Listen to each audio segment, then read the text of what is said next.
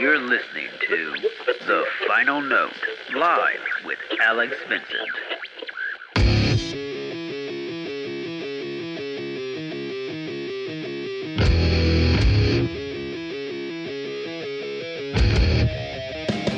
Concerns will be addressed, don't stress now, be peaceful. Let's take ourselves a moment to decide where this should lead to. When it makes them stand beside themselves or make them want to be you. Let's go all the fucked up and shit, so we can fucking stay out. We need you to break through true. All right, we're live. We are live. It is Wednesday night. I mean, it's live. Yeah, you're live. I can't hear me. I don't know about live. I could hear you. Okay. Maybe you're not plugged in. You're not plugged in. You got to plug into that thing right there. See that? That female input sitting right there? You guys unplugging my stuff? No, it's over here. Sorry, guys. Good evening. How's everybody doing tonight? Wednesday, March 13th, 8 p.m. It's The Final Note with Alex Vincent. With me is Mikey Wells, who's trying to plug his headphones in, and Joe Davison is back with us. Hello. Welcome back, Joe. Hi. The music that you were just treated to, it's the first time I've played a cover kind of song on here, but I think it's okay. There we go. That was our incredibly talented vocalist who's going to be performing live tonight. Her name is Tatiana Coleman. I had the pleasure of recording her at my studio, AV Productions, which is where we are broadcasting from right now in Clearwater.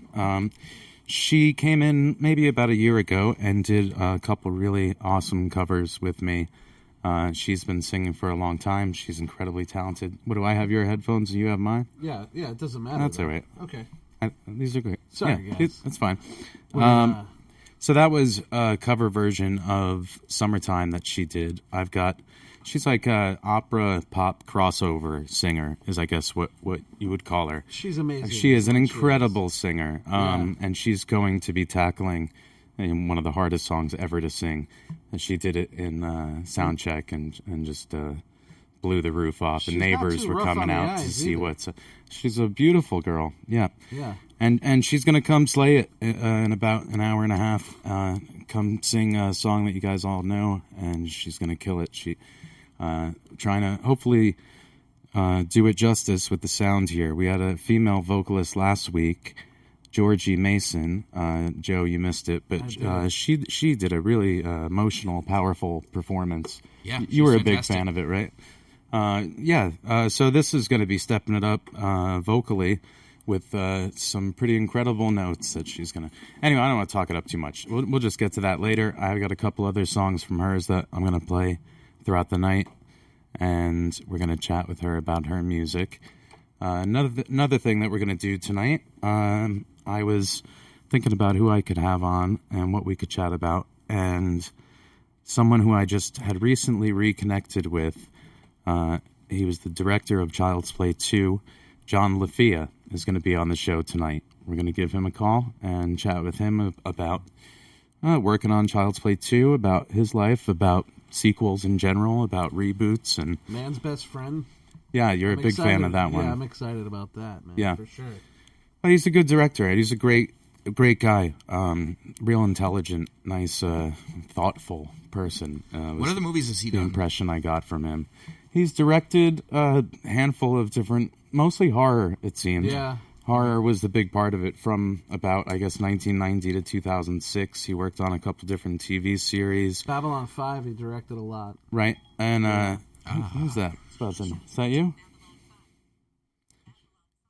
Who's Siri how did on? we get Siri's attention? Yeah, I said Babylon 5, and she got I all know, over but it. like, Yeah. how is she involved in this Yeah, conversation? get the fuck out, Siri. Don't you have to like ask for her involvement first? It's like Alexa, man. They're just... I just got done saying, dude, the government, dude, they're all over your phones. And listening on my us. girlfriend is convinced of it. She has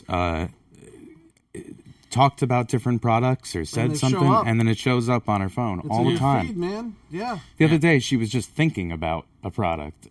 She didn't even say it out loud. Oh, dude, something she so just thought similar. about it, and there's her phone telling her to go buy it. I was talking about something to like clean my beer up beard up with one of my friends, and all of a sudden I'm seeing like Facebook ads for like beard straighteners, and I'm like, this is fucking creeping me out. I know. Somehow they're tapped in. Yeah, I don't like it. I know. I don't like it either. Absolutely, but- man. I don't, and that's just what I've seen from Facebook. What they can give me as ads. I don't know all the fucked up shit I say or on my phone. Yeah.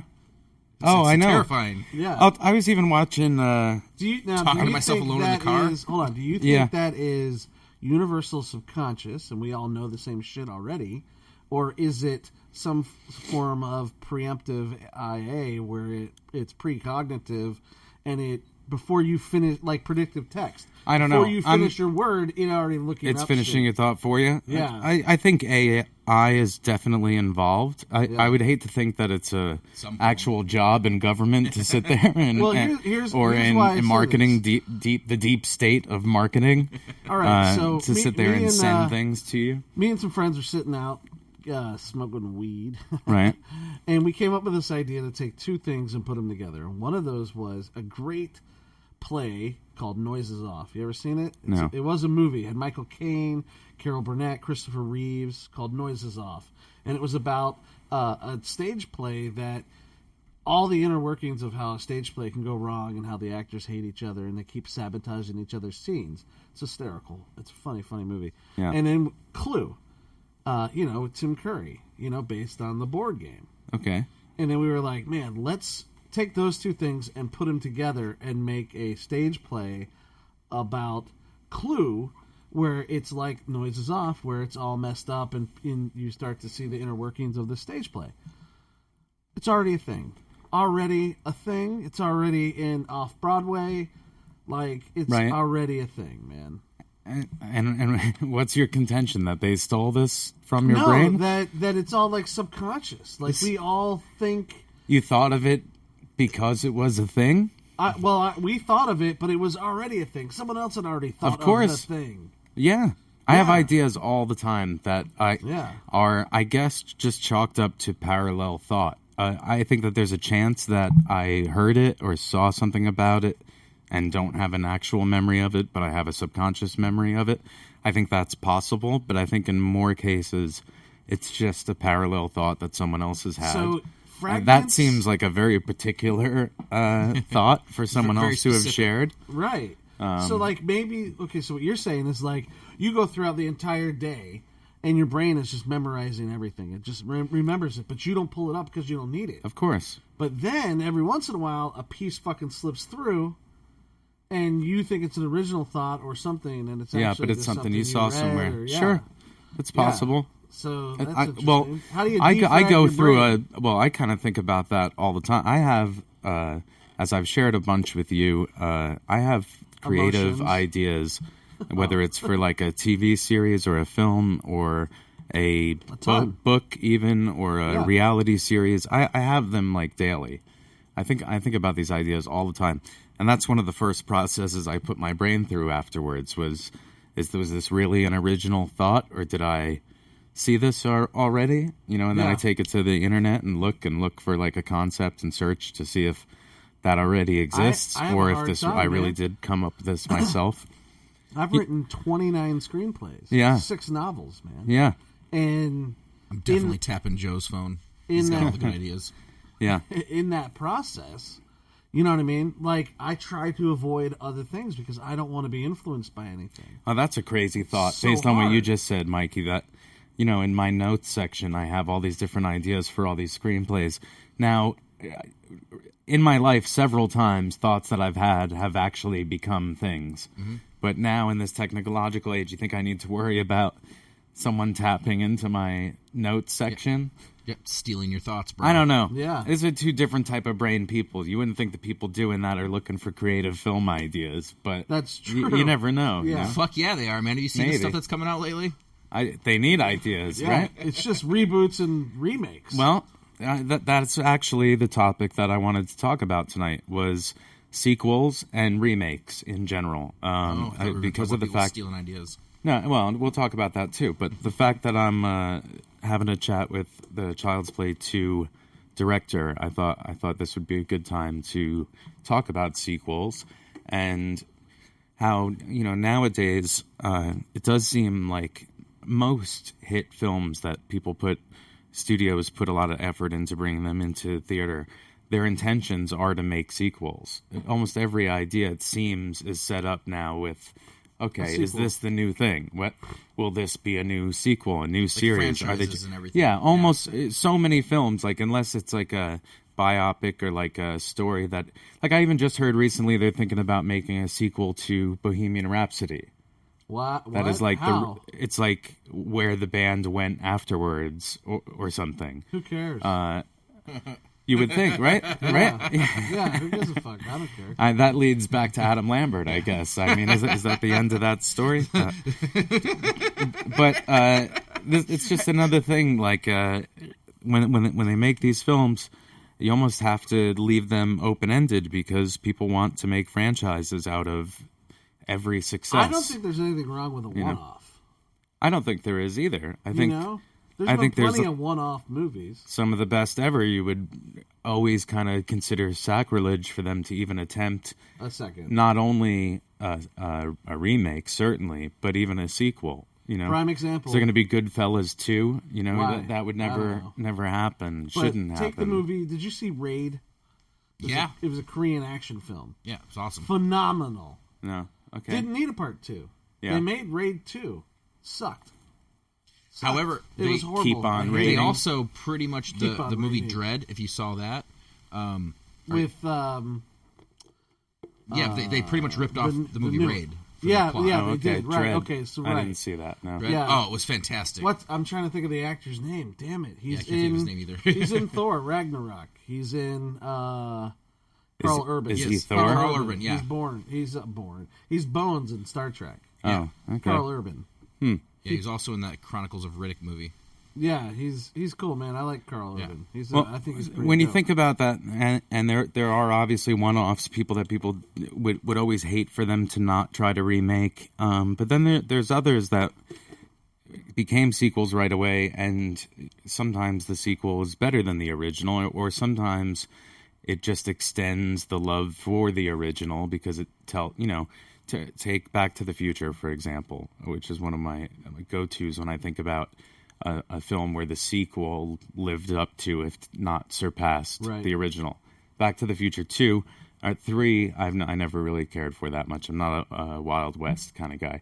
But part 2, I think in so many ways is way better than the first one. I mean, it goes. I thought it was better. It got goes to the airborns future, the and- present, yeah. an alternate present, the past. Yeah. It's just one of those films that, like, thank God there was a sequel, you know? And then Yeah. The Matrix, the first film I do think is the best one of all the Matrix. Okay. That's the way I feel about it. But I still feel the second was great enough that Phenomenal. it should have been made, and it made the first one even Phenomenal, better. It dude. made everything about the trilogy better. Dude, when he fought all the Agent Smiths in the park, man, that was like mind blowing. Hey, when was the last time you watched that? CGI does not hold up. Oh, it does well. not hold up. I know. I've seen Does it not? Yeah, it's on Netflix right now. All of them. Yeah. Yeah. Yeah, I haven't gone back in a while. Yeah, but you I shouldn't. did see The Matrix, the original, in the theater probably 5 or 6 times. You know what? And I is a think I better saw sequel? them on like all different headspaces. Let's just say. Aliens. Alien was great, but Aliens was Right. amazing. Yeah, Far better than that's the another first one where people kind of Yeah. unanimously. Didn't need Terminator Aliens 3. 2, right? Didn't need Aliens 3. Doesn't everybody kind of unanimously prefer Terminator 2 over the first one? Oh, hell yeah. Yeah. Yeah. So there are, and even with my series, a lot of people stick to part 1 as their favorite, but I hear Child's Play 2 being their favorite of the franchise probably as often, if not maybe even slightly more I think part than 2 the is better. original. Yeah, a lot of people really loved it. Yeah, it was. It was. I think a little better as far as I'm gonna grab a drink. exploring the characters. I always wanted to see. It seemed like Chucky was a little more talkative. Yeah, I in always it, wanted as far to as the see character Chucky goes. versus Demonic Toys. That would be been so cool. awesome. Versus demonic toys. Well, why Yeah. would he be versus them? He'd be, kind of with them. Well, you know what I mean? no, Chucky's badass. He's not going to deal with that shit. They're a bunch of fucking yahoos. I don't even know demonic toys. Really? You would think that I No. should, but Bruh. is this before or after? It's after. After. Okay. It's still early 90s, but it's like full moon Yeah, it's features. full moon features. Man, Oh, my all favorite. right. Budget, Demonic but I love toys. that shit. Yeah, they had Demonic Toys. They had Doll Man. They have Doll Man versus Demonic Toys. Yeah, which Puppet Master. Puppet Master, which I'd love to see Chucky fight the puppets. Which That would be he'd cool. just There's like fucking destroy 15 them. of those movies. Yeah. Yeah, I don't know. I don't see Charles Lee Ray teaming up with too many people aside No, from man. Tiffany, who he had other motivations for that. Yeah. Why? What do you mean? Well, come on. What? It led to Glenn and Glenda. Yeah, no, she's You amazing. know Are who you I kidding would me? like to see versus That Chucky? voice? Who? The Leprechaun. Yeah, people have been saying that for a long time. But do you really want to see that movie, or does it just sound No. silly enough that wouldn't yeah. just like a Sounds great. doesn't like a celebrity death match sound like enough? Isn't that enough for that sounds confrontation? fun too, man. Was Than there a to celebrity death match for that? I don't know. I feel like there should have been. Because I'm but also okay with Should've that. been. Yeah. Bring back celebrity death match. I don't really see Claymation. Chucky going the crossover route. It's possible. Or maybe like Chucky versus Freddy would be Pumpkinhead. Freddy would be my choice always, and that's been talked about by fans a lot. And I think Don would love to do that. It's just not, probably not in the cards. Well, I mean, I think Leprechaun and the Child's Play has a certain amount of cheese to it. Sure. That I think would probably mesh well with like those movies particularly. Yeah, maybe I'm biased, but I find Leprechaun far cheesier. Oh, yeah. Which is kind of crazy because I do know how Chucky. Have you not is watched Seed silly. of Chucky? Only once. Yeah, so maybe that has something to do with it. What about Tremors? Tremors seem I like enjoyed Seed when I watched it. I didn't let myself watch it for a very long time. the Seed of Chucky. Yeah, the Seed of Chucky. It's a stupid thing, but I felt like I hadn't really become friends with Don again. Like social media didn't allow us an opportunity to reconnect until pretty significant, like several years after Seed of Chucky. And I always still thought the world of him. I had no reason for not talking to him in that time. But the only exposure I had at all to the guys from Seed of Chucky were a couple puppeteers that were at a convention I was at. And I introduced. It wasn't Tony. I don't know. It wasn't Tony Gardner, who's always been great. And I don't even actually know who it was, but it was someone who was supposedly a puppeteer.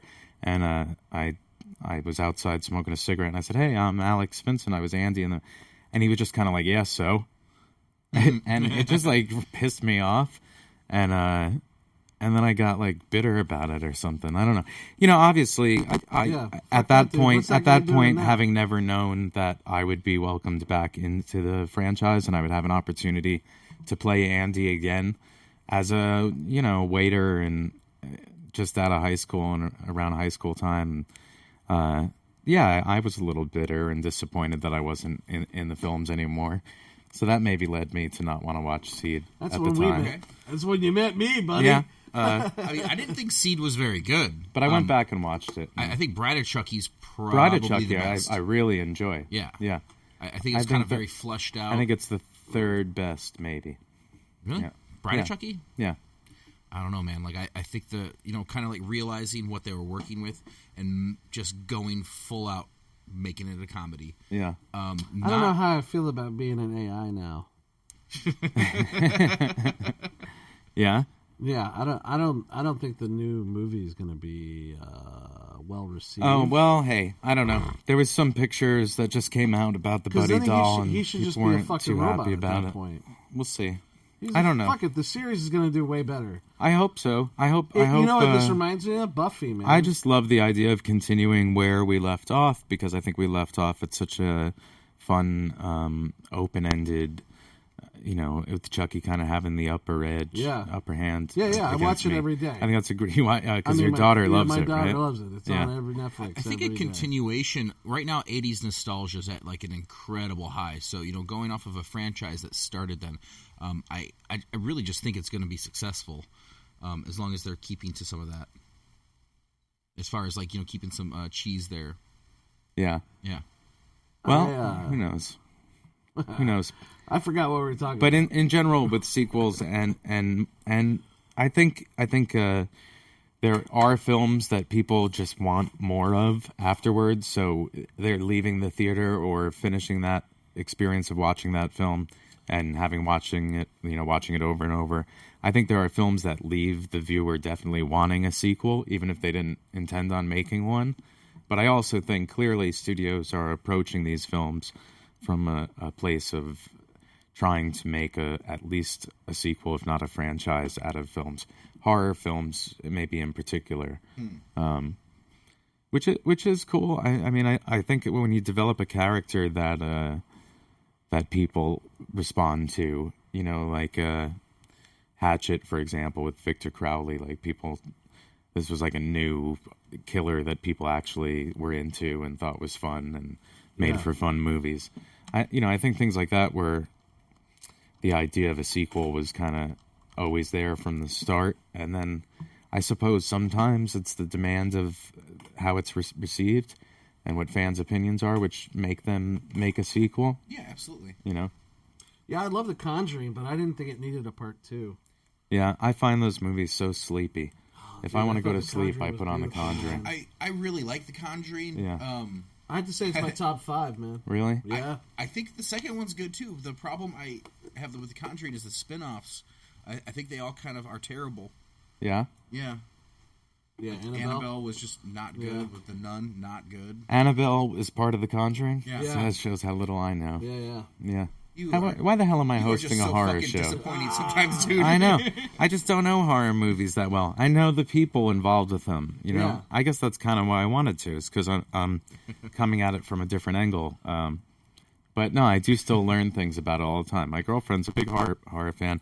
I've been around horror fans all the time with the conventions I've done. Yeah. Those are my friends. And I do give these movies a shot most of the time, but some of them just You can pretty much skip I the don't spin-offs of Conjuring. I'm still waiting to direct Friday the 13th, part 13. It sounded like Kane was receptive I know, to it he was all for in our it. episode a couple I'm weeks gonna back. Work one up, man. Fucking Yeah. write it, dude. I'm gonna Let's write do it. this. All Yeah, right, yeah. I'm writing it. Anybody out there want to give me a hand? That's the key is getting yourself. Let's ask the Did you audience order for a food? tagline. What's the new tagline for No, I Friday the wasn't 13th? able to figure Order it out. food? Oh, The shit. 13th The address was again. being called again, and I was like, oh, I don't have, I can't. All right, maybe we could help you during a break. I would appreciate Okay. that. All right. We need someone to Tatiana's run here. food She's to Tatiana. coming on live in Who's like an hour. close? But she's hungry, I can Any tell. of our fans out there close who want to drive a food to us? Bring a sandwich over? Yeah. We have fans? I don't know. Maybe. Not that many. They're not that close, the ones we do have. So We're huge in Germany. now, Oh, this is what was Yeah. going to be my point I tried to make that I forgot to because I'm high. The movie, I think, is going to be relatable to what happened to Buffy, right? So Buffy the Vampire Slayer comes out as a movie, not directed by Josh Whedon, because Right. for some stupid reason they didn't think he could direct it. They turned it super cheesy and not comedic like the show was. So when he got the opportunity to do the show was more of what the movie should have been, whereas the movie, God rest Luke Perry, oddly enough, right. the movie sucked compared to the show, Yeah. right? So what I think that's what's going to happen now is this new movie is going to come out. It's going to be forgotten about, and what's going to live is the show on Sci-Fi is going to do like 5 seasons. Yeah.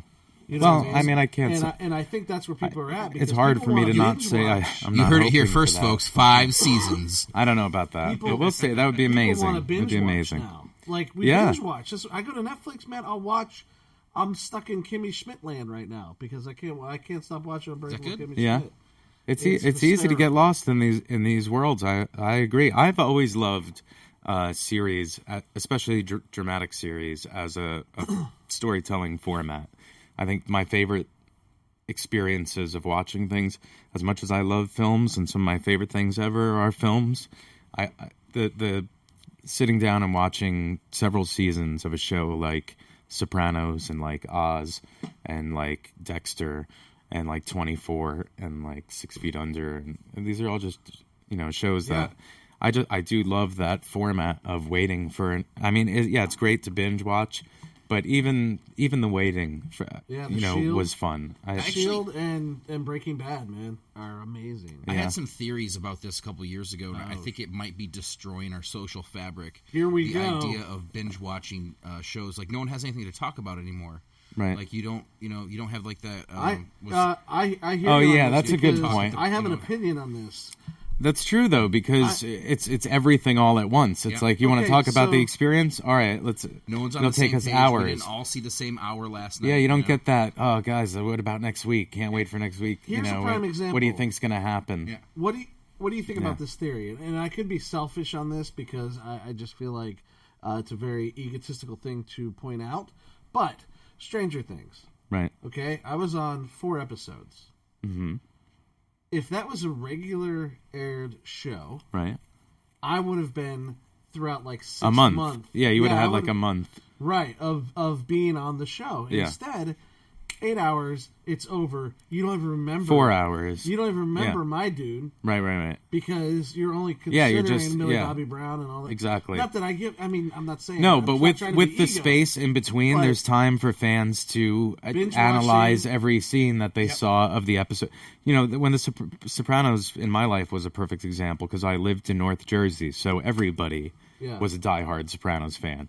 When I worked at the restaurant Steak and Ale, there was any one of 5, 6, 7 people that I could talk about this last week's episode Yeah. of Sopranos with, and we would talk about all the different scenes and where we think it's going to lead and what's happening do with that each now. character. And yeah, you don't have time. Everybody watches it at their own They pace. binge it. And, They, yeah, they isn't that one of the You 7 lose a bit of deadly the sins? nuance. yeah.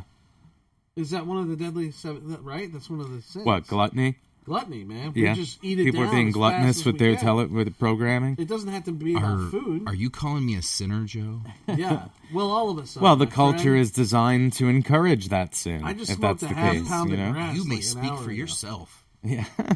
So, It is a bit gluttonous to sit there and tear through an entire season of something, but I've done it. I've done it a lot. Oh man, that's really all I do. I'm just on shit. I did it on that Escape from Dannemora most recently. Oh shit! Hold on a second. I'm a terrible human when it comes to binge watching shows. I mean, I do it just as much, if not more, than everyone else. Get on Netflix. I'll rewatch shows. I just rewatched Breaking Bad actually. yeah. For I think it's my second time. And Oh, there's nice. little things I realized in that show that I had never noticed before. So there's some sort of like technological ghost in my studio because that was my alarm just going off. It could be. If I didn't hit that thing in like 45 seconds, the alarm would have been blasting out. We didn't do anything. Ugh. It's just we're just sitting here. So Yeah. there's no reason for that to go off. No, yeah, we don't need ghosts. I don't get that. Yeah. It's been happening. Here's I a gotta have question them for come in. you. Speaking of our guest tonight, Right. why did the second one have a new director? I mean, that's more a question for him. Well, you know, Good point. we'll ask him. He's probably because I'm badass. You know, bitch. John was involved in the first film. He had a credit in the writing. He helped with revisions of Don's original script, and yeah, we'll have to ask him about it. You know, I was 8 and focused on so much else. I don't really Yeah, they remember. probably weren't politicking with you at that point. No, I didn't. Yeah, I you were didn't know like, "Now, where do I the behind the stand? scenes Are stuff there on things. cookies?" Yeah. And John and I have only really had one catch-up night. We were out in California at Christina Lisa's house, and he and Don and Fiona and Christine and me and Camilla all had like a dinner. So that was cool. That was like the first time I had hung out with him in 28 years, 20 whatever it is. Wow, man. 29 years. Nice. The Are they surprised you're 30th still anniversary of Child's Do Play they- 2 do is they, coming up like- next year. Do they go, holy shit, Alex, you're still alive? That's amazing, man. Yeah, that's Yeah. a good start. At least at least that. Anything else is a bonus at that point, Yeah. right? Yeah. One of the things I was the biggest fan of on the sequel was like the intro where they're reconstructing the doll. I love that scene. Oh as a yeah. kid. Yeah, I that thought was it awesome. I like the intro to the Cult of Chucky, honestly. That's Me my too. favorite intro. Yeah, that was a really cool one Yeah, too. I thought that was neat. Yeah. Well, thanks guys. I appreciate Yeah. it. Well, next week... That's why I have a show, Alex so you is, guys will just kiss my ass. We're just being honest. I mean, that's what you pay us for, right? Yeah. I don't even know what that means. Speaking I of just Leprechaun. I like that. Yeah. So yeah, all right, guys. We will be talking to John Lafia in a bit. Tatiana, we're gonna try to get her some food so she could sing really good tonight. She's I noticed tackling no one a big commented song. after I said bring food. People No stopped one. commenting. That's it. It went silent. It's like we're on the dark side. Did of the they moon. feel uncomfortable by the invitation? I don't know. Are they? If you. I'm live- doing a convention this weekend coming up. I'm leaving on Friday morning to fly out to Little Rock, Arkansas, for the first time in my life. I've there's never a bomb been there. cyclone happening right now. What? A bomb cyclone.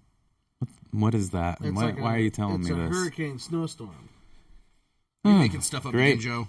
I'm not making it up, man. Is that what I have to look forward to this that's weekend? what you're gonna get hit with. Oh, You're I'm gonna be gonna like have 10 to feet look of into snow, that. Bro. This is it's called Not Just Another Comic Con, and it's It's gonna be called not doing much. if it snowed out, that would be horrible. Is that really an issue with the weather? Maybe. Yeah. No. seriously, Maybe. No, seriously. It though. totally could be. I don't know. Yeah. I don't know. It could rain cats. And I made it dogs. up, I but don't know. it's possible. Yeah. Chocolate Making rivers stuff up can as I flow go. the streets.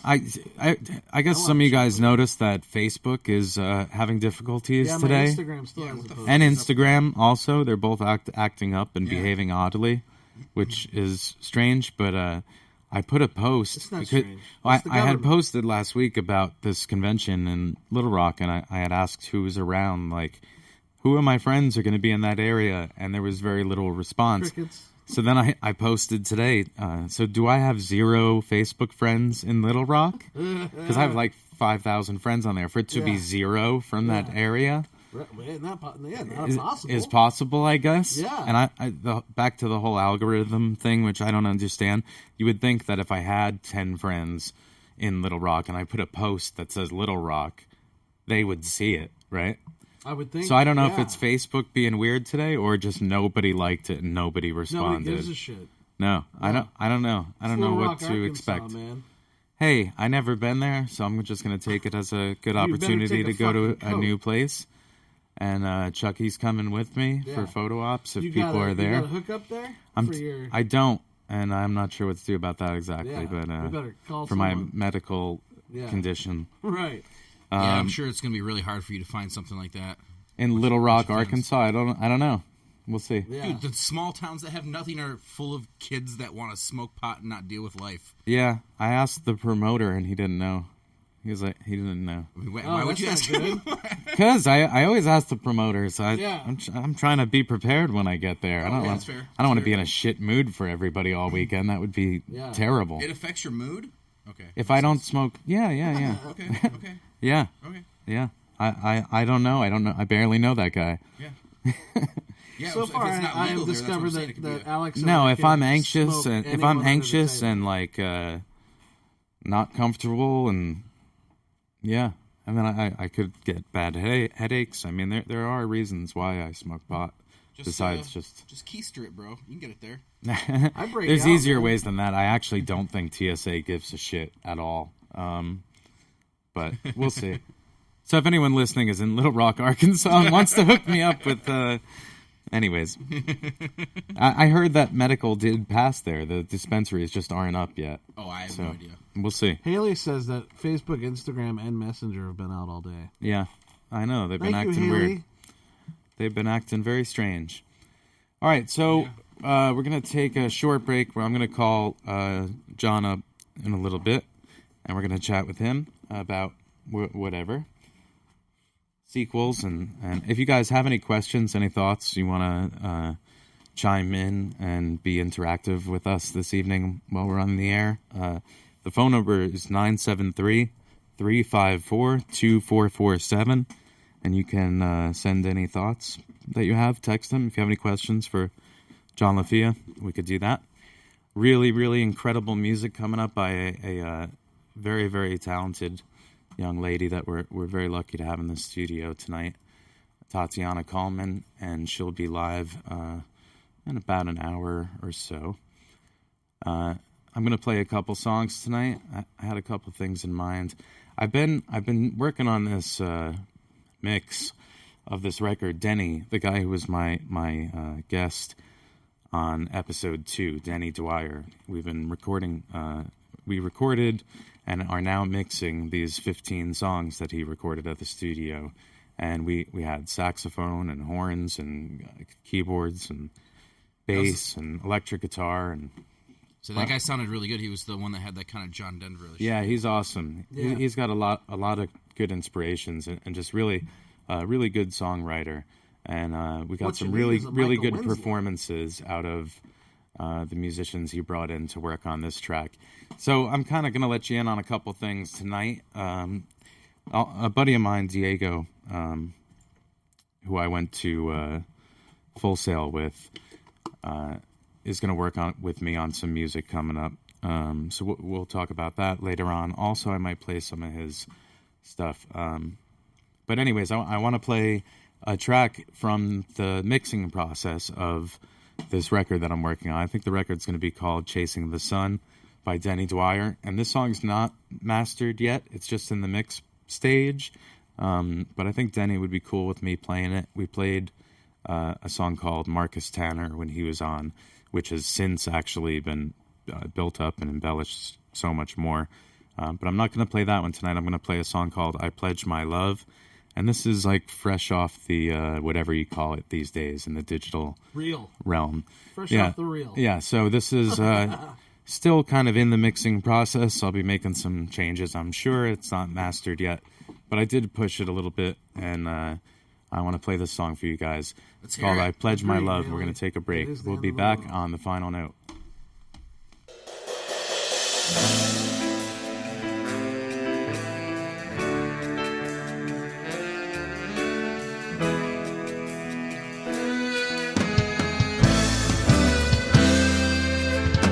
I saw you clear across the room. Friend had brought you there. A precious jewel, both genuine and rare. I haven't even heard your voice. I still don't know your name. This pledge I make to you remains the same. I pledge my love to you, my heart and soul to you. The pieces of our lives all seem to fade. The sun will see a blue. There's what I see in you. A bond to make my very soul sing free. I pledge my love to you.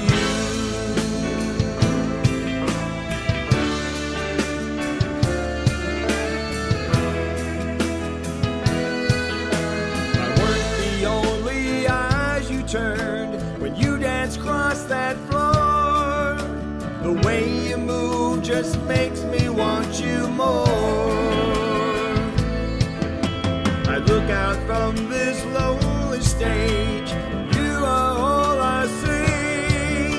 There's only me for you and you for me. I pledge my love to you, my heart and soul to you. The pieces of our lives all seem to fit. Sun, the sea of blue. That's what I see in you. A bond to make my very soul sing free. I pledge my love to you.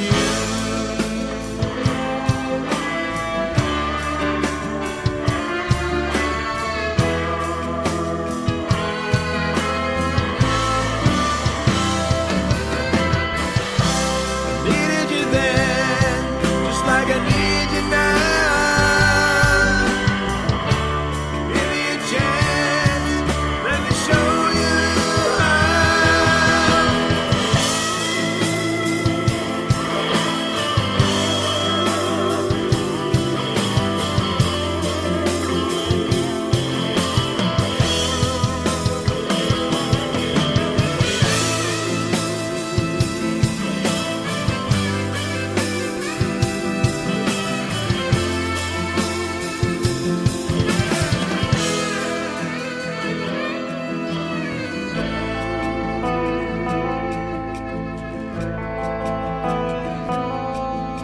We met, we talked, we both could feel The love we found was pure and real. Was it fate or destiny that planned we'd meet?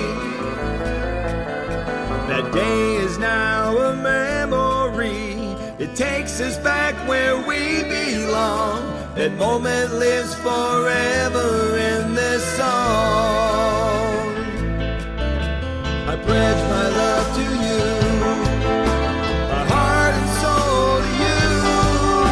The pieces of our lives all seem to fit. The sun, the sea is blue. What I see in you, born to make my very soul seem free. I pledge my love to you.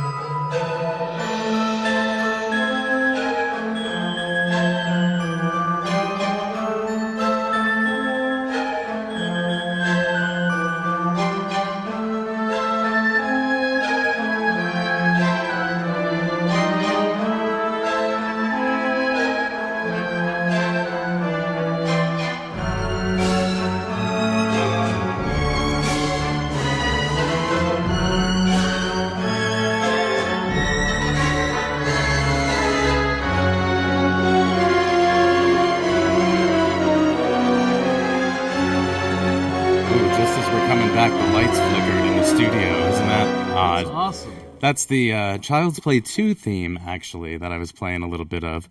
And we have my dear friend and director of Child's Play 2, John Lafia, on the phone. John, are you there? I am here, Alex. You are. Awesome. Great to hear from you. Great to have you on the show. Thanks so much for calling in.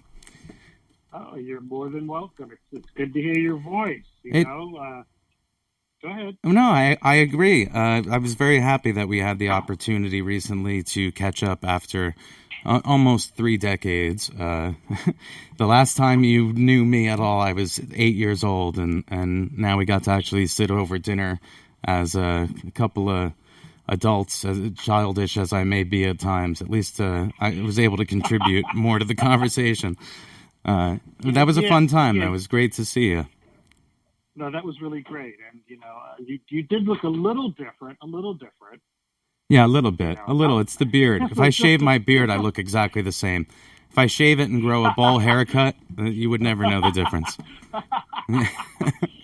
God, that would be a sight. That would be crazy. That would really be wacky. So my memories, Child's Play 2, I definitely have more solid memories than I do of the first one. I have memories of the first one, but they're kind of like flashes that have maybe been reinforced over the years. My memories of Child's Play 2 are a little more vivid and concrete, and I do remember, having kind of a really like laid back, comfortable vibe between us on set. Not just me and you, but also Don and Christine. It seemed like we got the job done and we were serious when we had to be, but it had like kind of a playful, relaxed vibe to me as an 8-year-old. Was that the same impression you got, or was there more stress that I was just not aware of? No, I think that's a completely accurate description, and that's more my style. I like to have a harmonious, happy set where everybody's having fun, working really hard, but really enjoying each other and getting the best from each other by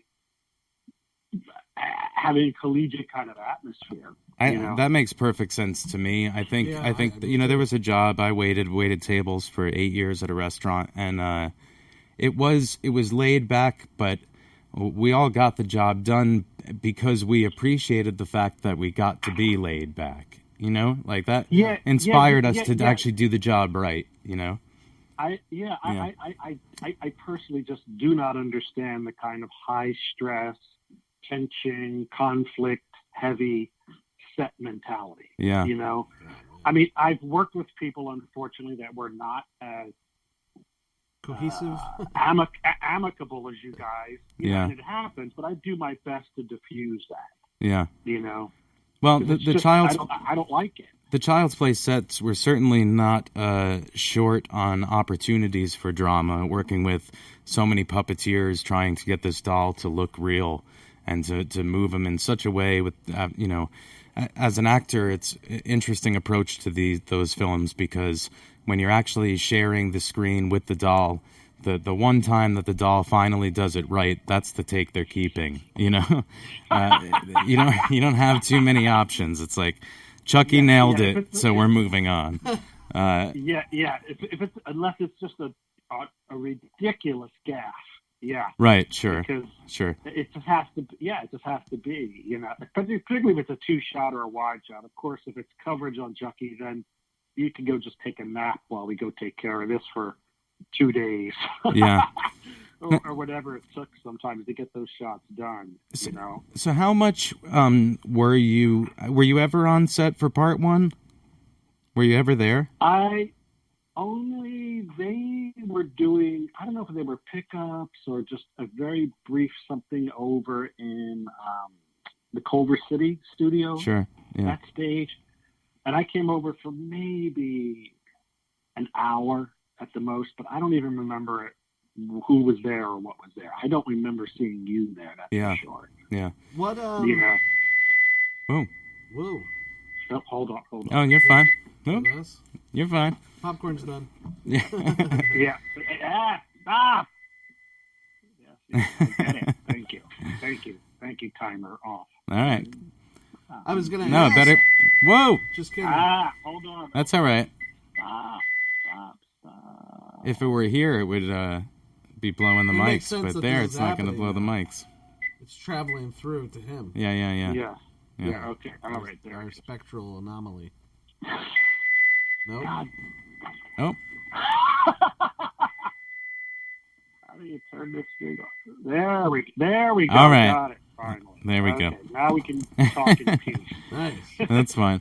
What I was going to ask was, what was more difficult to work with, animatronics of Chucky or animatronics of Man's Best Friend?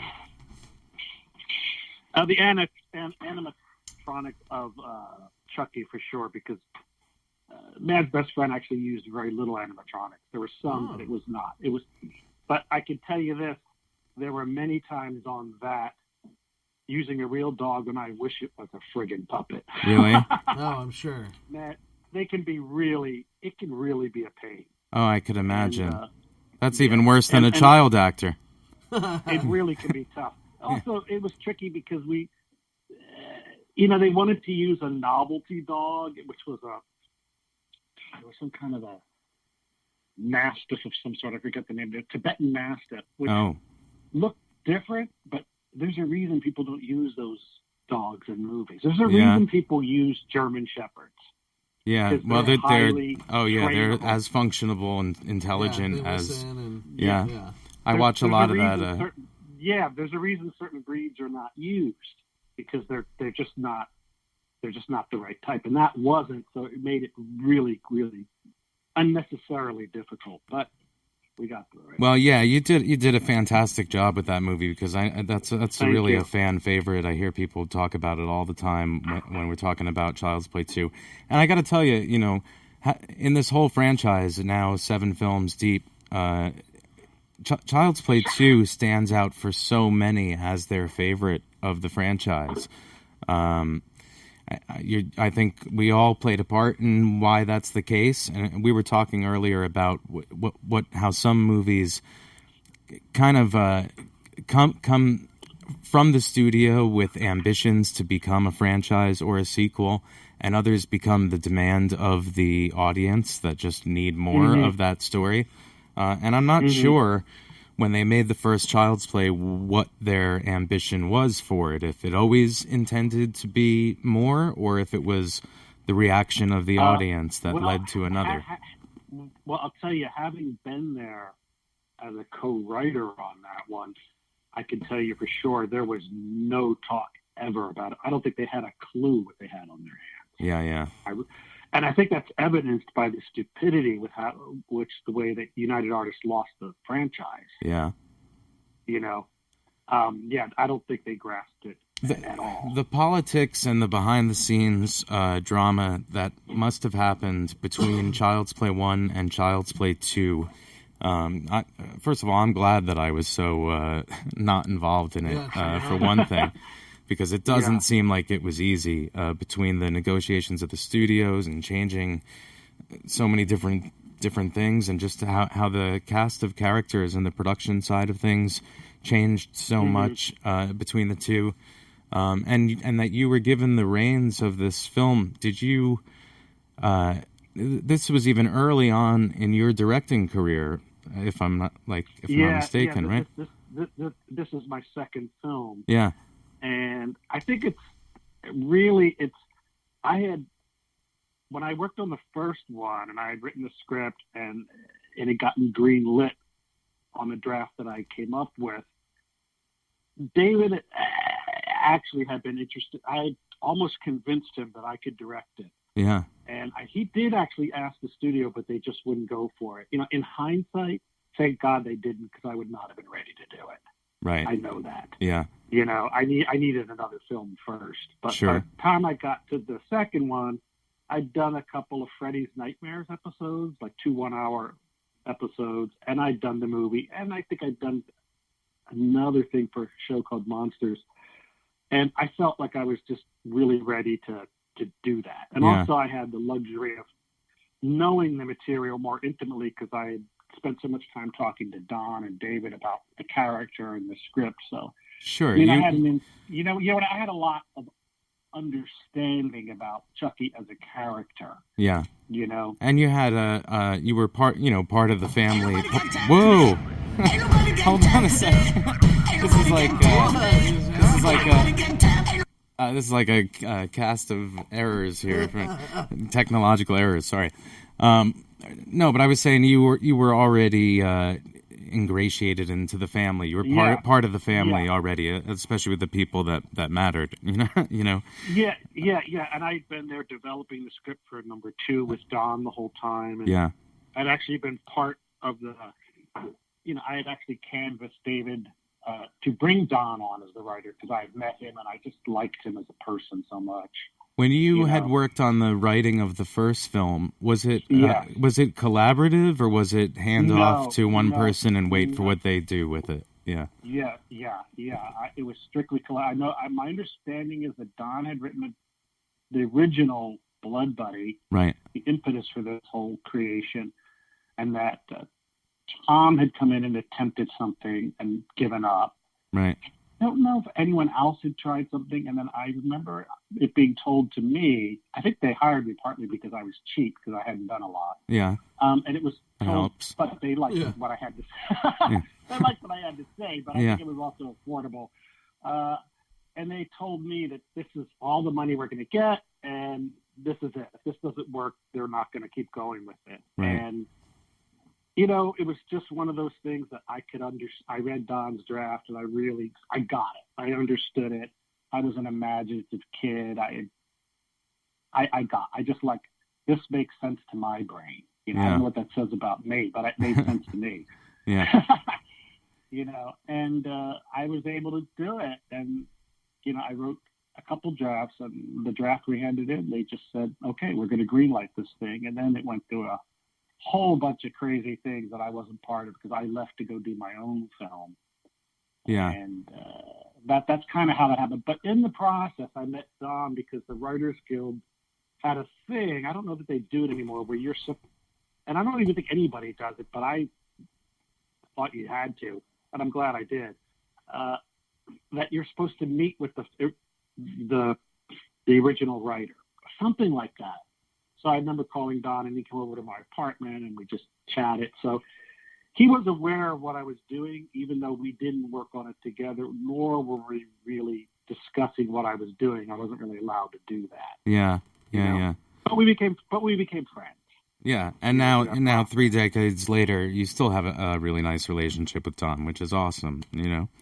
Yeah, there's something he and I understand this thing in a way that's Yeah. Wait, and you both come at it from an actual real affinity for horror films. Like you love horror, you love horror movies and horror television from your childhood. I mean, I get that impression that you grew up with those. I realize I particularly like monster movies. Yeah.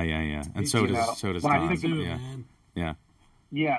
So I think that's and basically Chucky is a monster movie. Absolutely. And I mean, when I was a kid, I built all, that was in the 60s, the late 60s, and they brought back all the Universal monsters, and I built the Wolfman, Dracula, Frankenstein. I mean, I spent hours in my room painting the hair and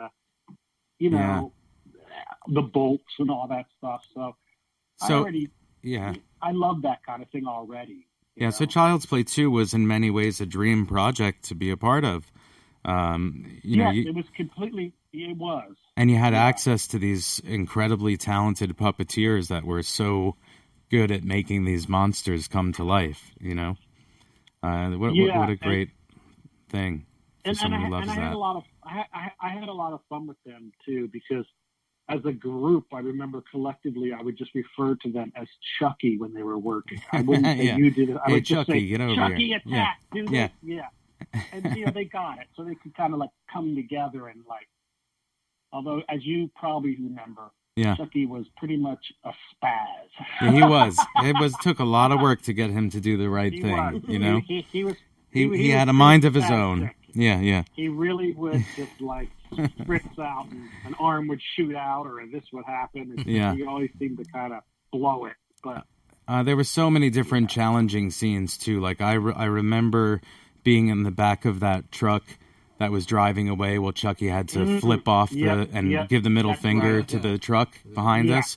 And that was not easy to do. That took a lot of time and a lot of work for him to give the right look, the real fuck you look as he's flipping them off, Yeah. In a moving truck, the puppeteers all hiding behind those boxes. Because what people don't think about now, Alex, because they just don't even remember, is there was no CG back then. I appreciate it. Yeah, I got you.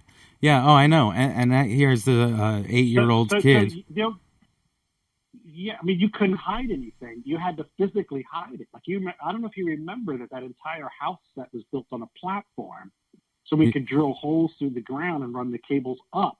I know. Chucky could be standing in the middle of a room, that kind of thing. I know. There were all kinds of challenges. People don't ever kind of realize, and that's why when the question to me always was, "Were you afraid?" It's always kind of so silly because no, I wasn't afraid. Nobody had a chance to be remotely afraid. Yeah, it was a nightmare trying to get things to even look close to real. I was afraid of the 7 dudes controlling the puppet in front of me. Yeah. So, if anything, I remember going to great lengths to try to get you to look afraid. Well, I was having a lot of fun. I was having a lot of fun in that movie. I think your acting becomes very blasé to look at this thing. Yeah. Well, I do remember consciously and working with Margaret, my acting coach, and taking the approach to Andy in Child's Play 2 as just a damaged kid who does not feel much emotion in any direction. So being monotone, being monotone was kind of easy to be consistent with. I feel like Andy was, and then I just took that and ran with it in Cult of Chucky. Now I added 30 years of damage psychologically. Beer and whiskey. Yeah, I have to. By the way, that scene is very funny. I couldn't stop laughing when I saw that. You have him? I think he's in a vice grip or something. Yeah, the torturing him, seeing hitting his face with a torch. I thought that was really a great scene. We did that in the freezing cold in Calgary at 3 a.m. in the morning. We barely got that scene off. I remember Don mentioned that to me. But I think people really love that scene. It's funny. It is. It was fun to do. Joe Davison in the studio is such a big fan of Man's Best Friend. Why don't you ask him the question or two about that? Talk to him about that. Okay, go ahead, Joe. Yeah, man. So what were some of the challenges that you had that are very similar to Chucky? Because, like I asked before, but I didn't realize that the dog wasn't mostly... I figured it was a puppet. Yeah, no, it was mostly... There was 6 dogs and they're all different sizes, and they kind of like to do different things. I'll tell you, there's one shot in that movie that I still am proud of today, because it's kind of like an impossible shot, particularly with no CG or anything. And that is, do you remember when the two kids are riding the bicycle down the street, chasing the cat, I think, and you have the cat running, the dog chasing the cat, and the kids chasing that. Do you remember that scene? Coming, and then the cat runs up the tree and the dog eats it. I totally remember that scene. Whole sequence. Yeah. But there's a shot where you're looking down the street and you literally see a cat coming at you. Then you see a dog chasing it, and you see two kids on bicycles following. Right. And I've got to tell you, as a director, those are like three things you don't want in the same shot.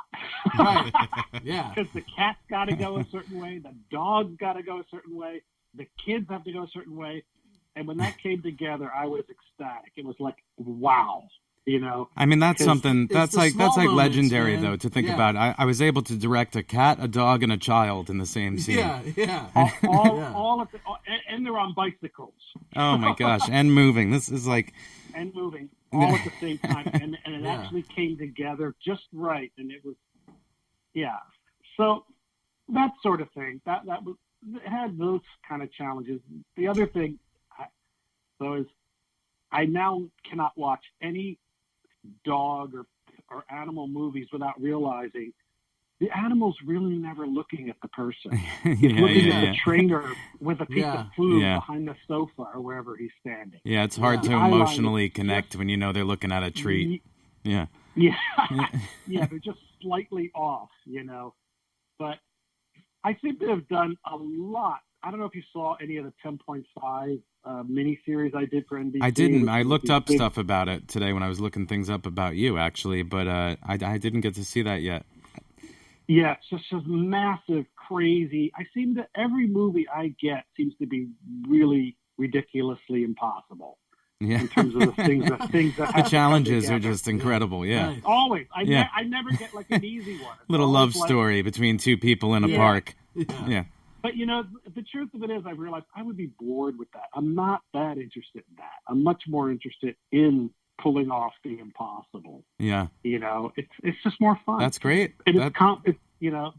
I love that. I love that you take the challenge.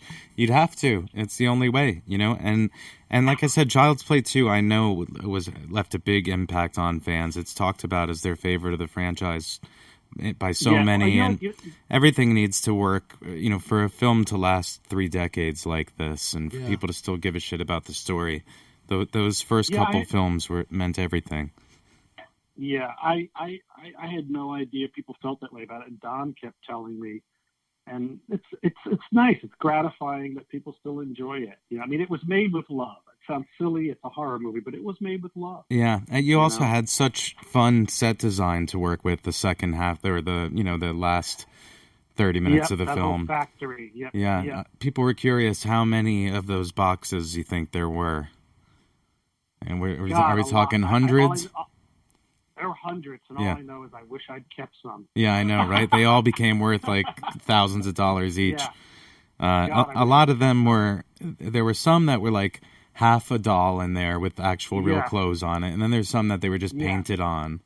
But even the paint, a lot of them were just painted, silk screened on. Yeah. But even those real. are going for a lot of money. Yeah, and I do remember the puppeteers or someone making a massive maze out of those boxes. Yep. Like a real elaborate, serious maze. Not like a joke maze, like a serious, like a real maze. Yeah. Yeah, and we were really... Yep. Yeah. Well, that's because they went through it in the end, the whole chase. We were really fortunate to have an incredible Steadicam operator. I forget his name, and he had like I don't remember if he had a bicycle or what, but he came in and he was so good we were able to bang that out. Yeah. Otherwise, we would have just gotten buried. He was really, really, really masterful, you know, which is really nice. There was another very interesting privilege for us in making that film, which was, well, first of all, besides the fact that It was on the Universal lot at the same time that they were making Back to the Future 2 and 3, which is just the coolest thing ever. Because the DeLorean was just hanging around. I got to sit in it. That's right. I got to go walk. I had lunch with Michael J. Fox, which meant everything to me at the time.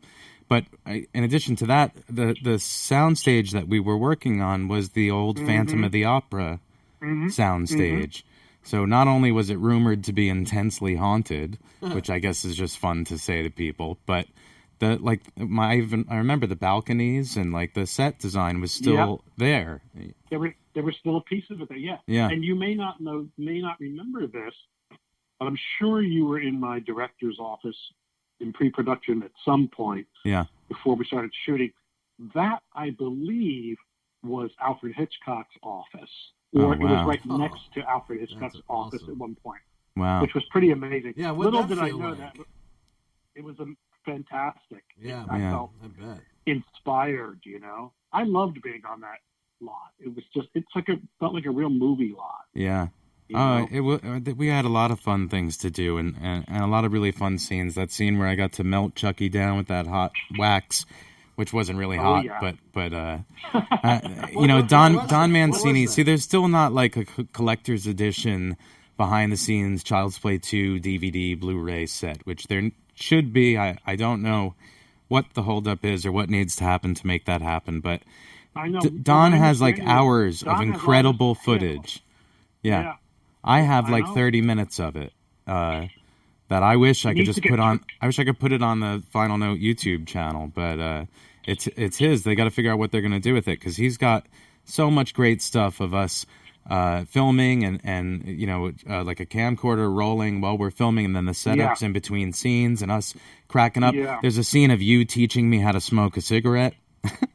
I mean, come on, that's gold. I haven't seen any of that. I'd love to. It's gold. I have copies of it that I tried to like tape the television. I have the studio down here. It's a production studio. And one of the things that my mother encourages me to do, because I do think it's a good idea, is to do those transfers for people. Like I can take your old format VHSs or whatever and give you a DVD. Because I need to find someone to do that for me. And I hear you got to mail it away to people, and that's scary. I don't want to do that, What are you trying to do? Sorry, I was reading comments. I'm trying to take old footage like that I have on a VHS tape and put it on, not even a DVD, but like digital, to have it digital so I could put it online. We can do that right down the street. All right. Yeah. Joe knows the place to go do it. Yeah, we'll take it. We'll get it done. Yeah. Well, I would love to do that, and hopefully we get to do a commentary on it together and stuff. That would be a lot of fun. Yeah, it really is a shame that he has all that footage, and you've got some, and it's just not. Yeah, I know. We got to get it out there. Fans would love it. It's really, really funny, and Christine's great in it and cracking up after every take, and Oh, yeah. You know what I found the other day in one of my boxes is the actual original storyboards from Child's Play 2. Oh, wow. Yeah, which are actually pretty cool. They're like a lot of them are in color, and there was the movie. I remember spending days and days and days with a storyboard artist trying to explain what I wanted and this and that, and it's pretty cool. Maybe someday I'll try to get that put together and get it out there. Fans love this stuff, They really do, and I don't blame them. Instagram. Yeah. Turn it into a book. It's a whole thing. We got to get gotta get permission and shit. We got to figure out what we're allowed to do. So speaking of that, So speaking of it, Alex, is it what is it? Is it 2020 going to be the anniversary of Child's Play 2? Yeah, it's coming up. 30-year anniversary next year. Wow. Well, you've got to arrange some conventions for us. I know. I think 2020 will be a big year for the convention scene for us. You got to come down with it. Hopefully I can make that happen with Lloyd from Texas Frightmare, because we had such a blast for the Child's Play 1 reunion. If he's down to do it, you would absolutely have to come. It's a lot of fun. You really, I know you've just started doing a couple of conventions and meeting this incredibly devoted, diehard horror fan base in person. I love them. It's quite a trip, huh? I really, really enjoyed it. Me too. It was really nice for me just to see that something I make could just make people happy. It's like, that's it. It makes them happy. You know? I imagine that's What's pretty wrong with satisfying. Yeah. Oh, there's nothing wrong with that. And I'm a fan of things. You know, first of all, I might not be the biggest horror fan, but I've gotten to meet a bunch of people from doing these conventions that were people I've always wanted to meet. And I know what that's like. Yeah. I'm freaking Kiefer Sutherland started doing them. I need to meet him at a convention. Like, I would absolutely love that. I met Billy Zane at the last one, and I Yeah, him. I told you I embarrassed myself in front of him. I fucked love up. him. I thought he was in an episode of 24 or in a season of 24, and he wasn't. So I was the Arnold asshole Maslow who was from- like, "Oh, I loved you in 24. Oh, I wasn't in that show. Oh, thanks. All right, sorry. It happens." He's like, I love you on Friday the 13th. Yeah.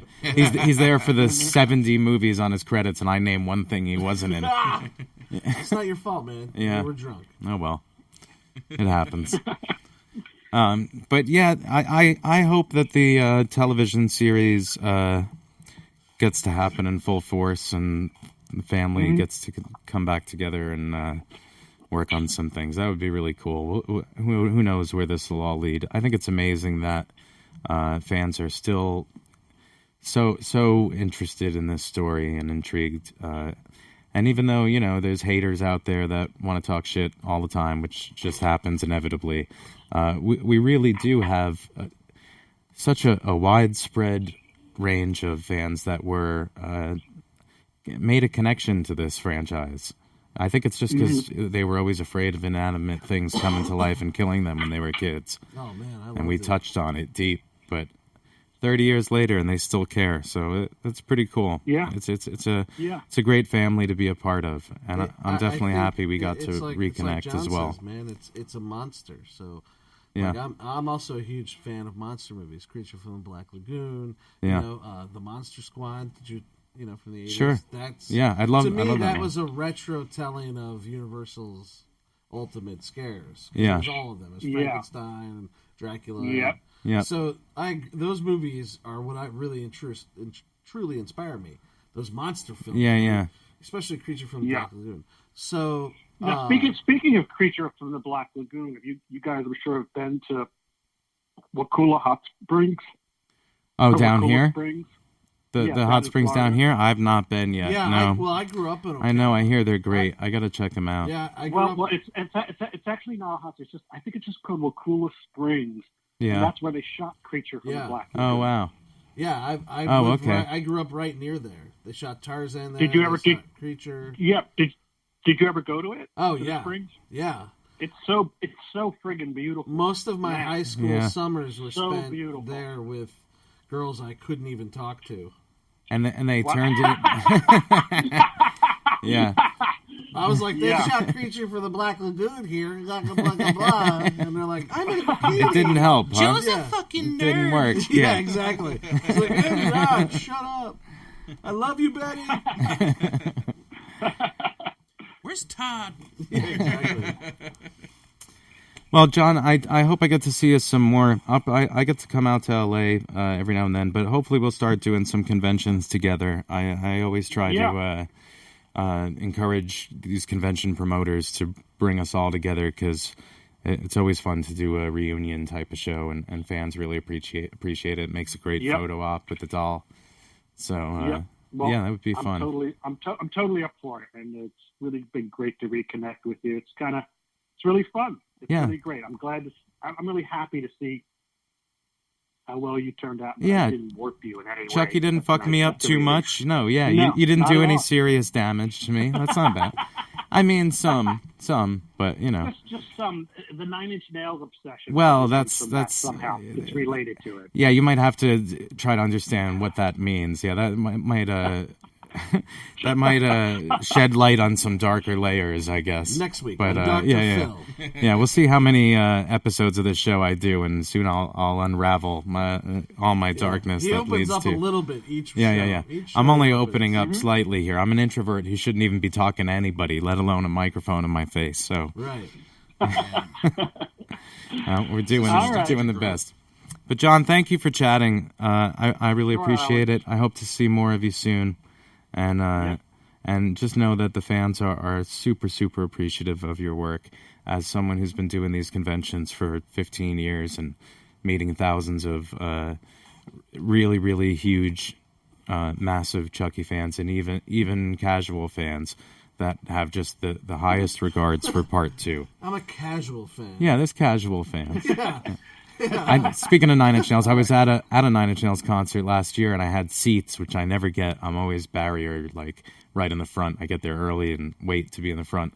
But this was an all-seated venue, and right before they go on, the guy behind me says to his friend, "I guess I'm what you'd call a casual Nine Inch Nails fan." And I just smacked myself in the head like, oh, shit. It's going to be one of those nights. And, of course, they talk through the entire fucking show. Talk through Hurt, talk through Something I Can Never Have, just the songs that you should never talk through. Oh, God. Casual It's a fan. good thing you've seen him You like never want to hear 45 that. times. It's a good time I've seen him 70 times in concert. Yeah. Yeah. Yeah. Do you connect with Trent in the audience? Does he look at you and be like, "Oh, there's Alex"? We've had our moments. Yeah. Yeah.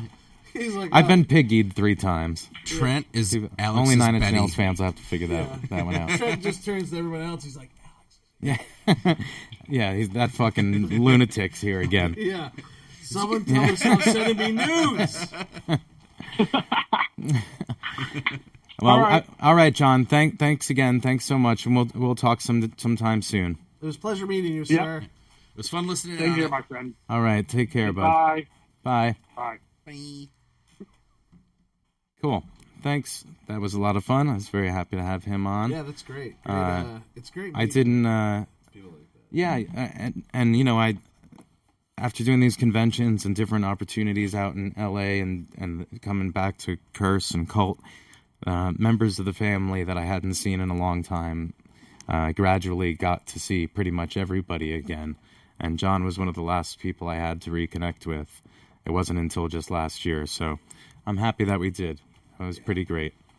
Happening. All right, I'm going to play a song. We're going to take a break, and then we'll be back in just a few minutes with our friend Tatiana, who's going to hopefully still blow the roof off here. I hope. Once she eats something. Did you get some food? Something come? All right. Awesome. Cool. All right, we're going to take a short break. I'm going to play a song. This is from Frankie and Rufus. I played a couple of their tracks. I just found this one. I knew I had it somewhere. It's a song called Tattered Lines that she got me to mix for her. And I mixed this off their record that came out maybe a year and a half ago called What's Your Name, What's Your Story? This song is called Tattered Lines. We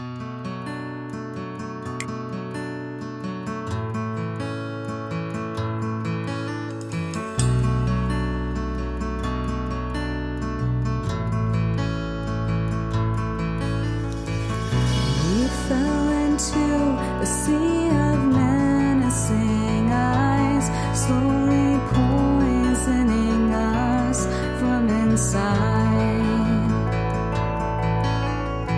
Well, we took our bows to help the room come alive. We would feed on your hopes to survive. We just shut our eyes and produce similar sounds for the ride. Ooh, while we were left to walk with feet on tattered lines.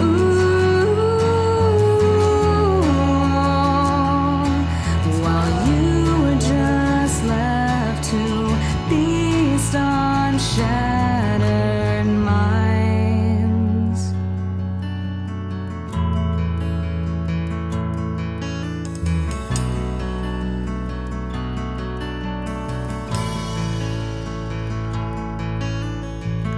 Let's stand our ground and hope our souls won't get sold to the highest bid of those who can uphold. And I've bled too many times to bleed with my tourniquet in need. It's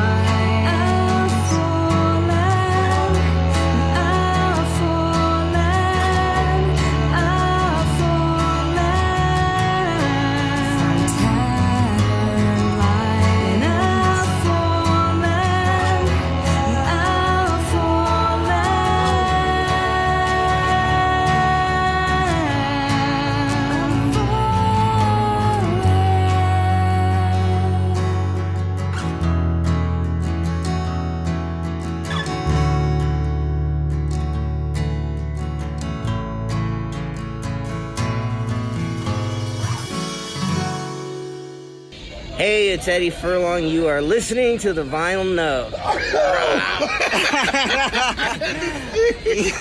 All right, one more of that. Done fucked it up, dude. It's all right. I can handle it. All right. All right, we're back.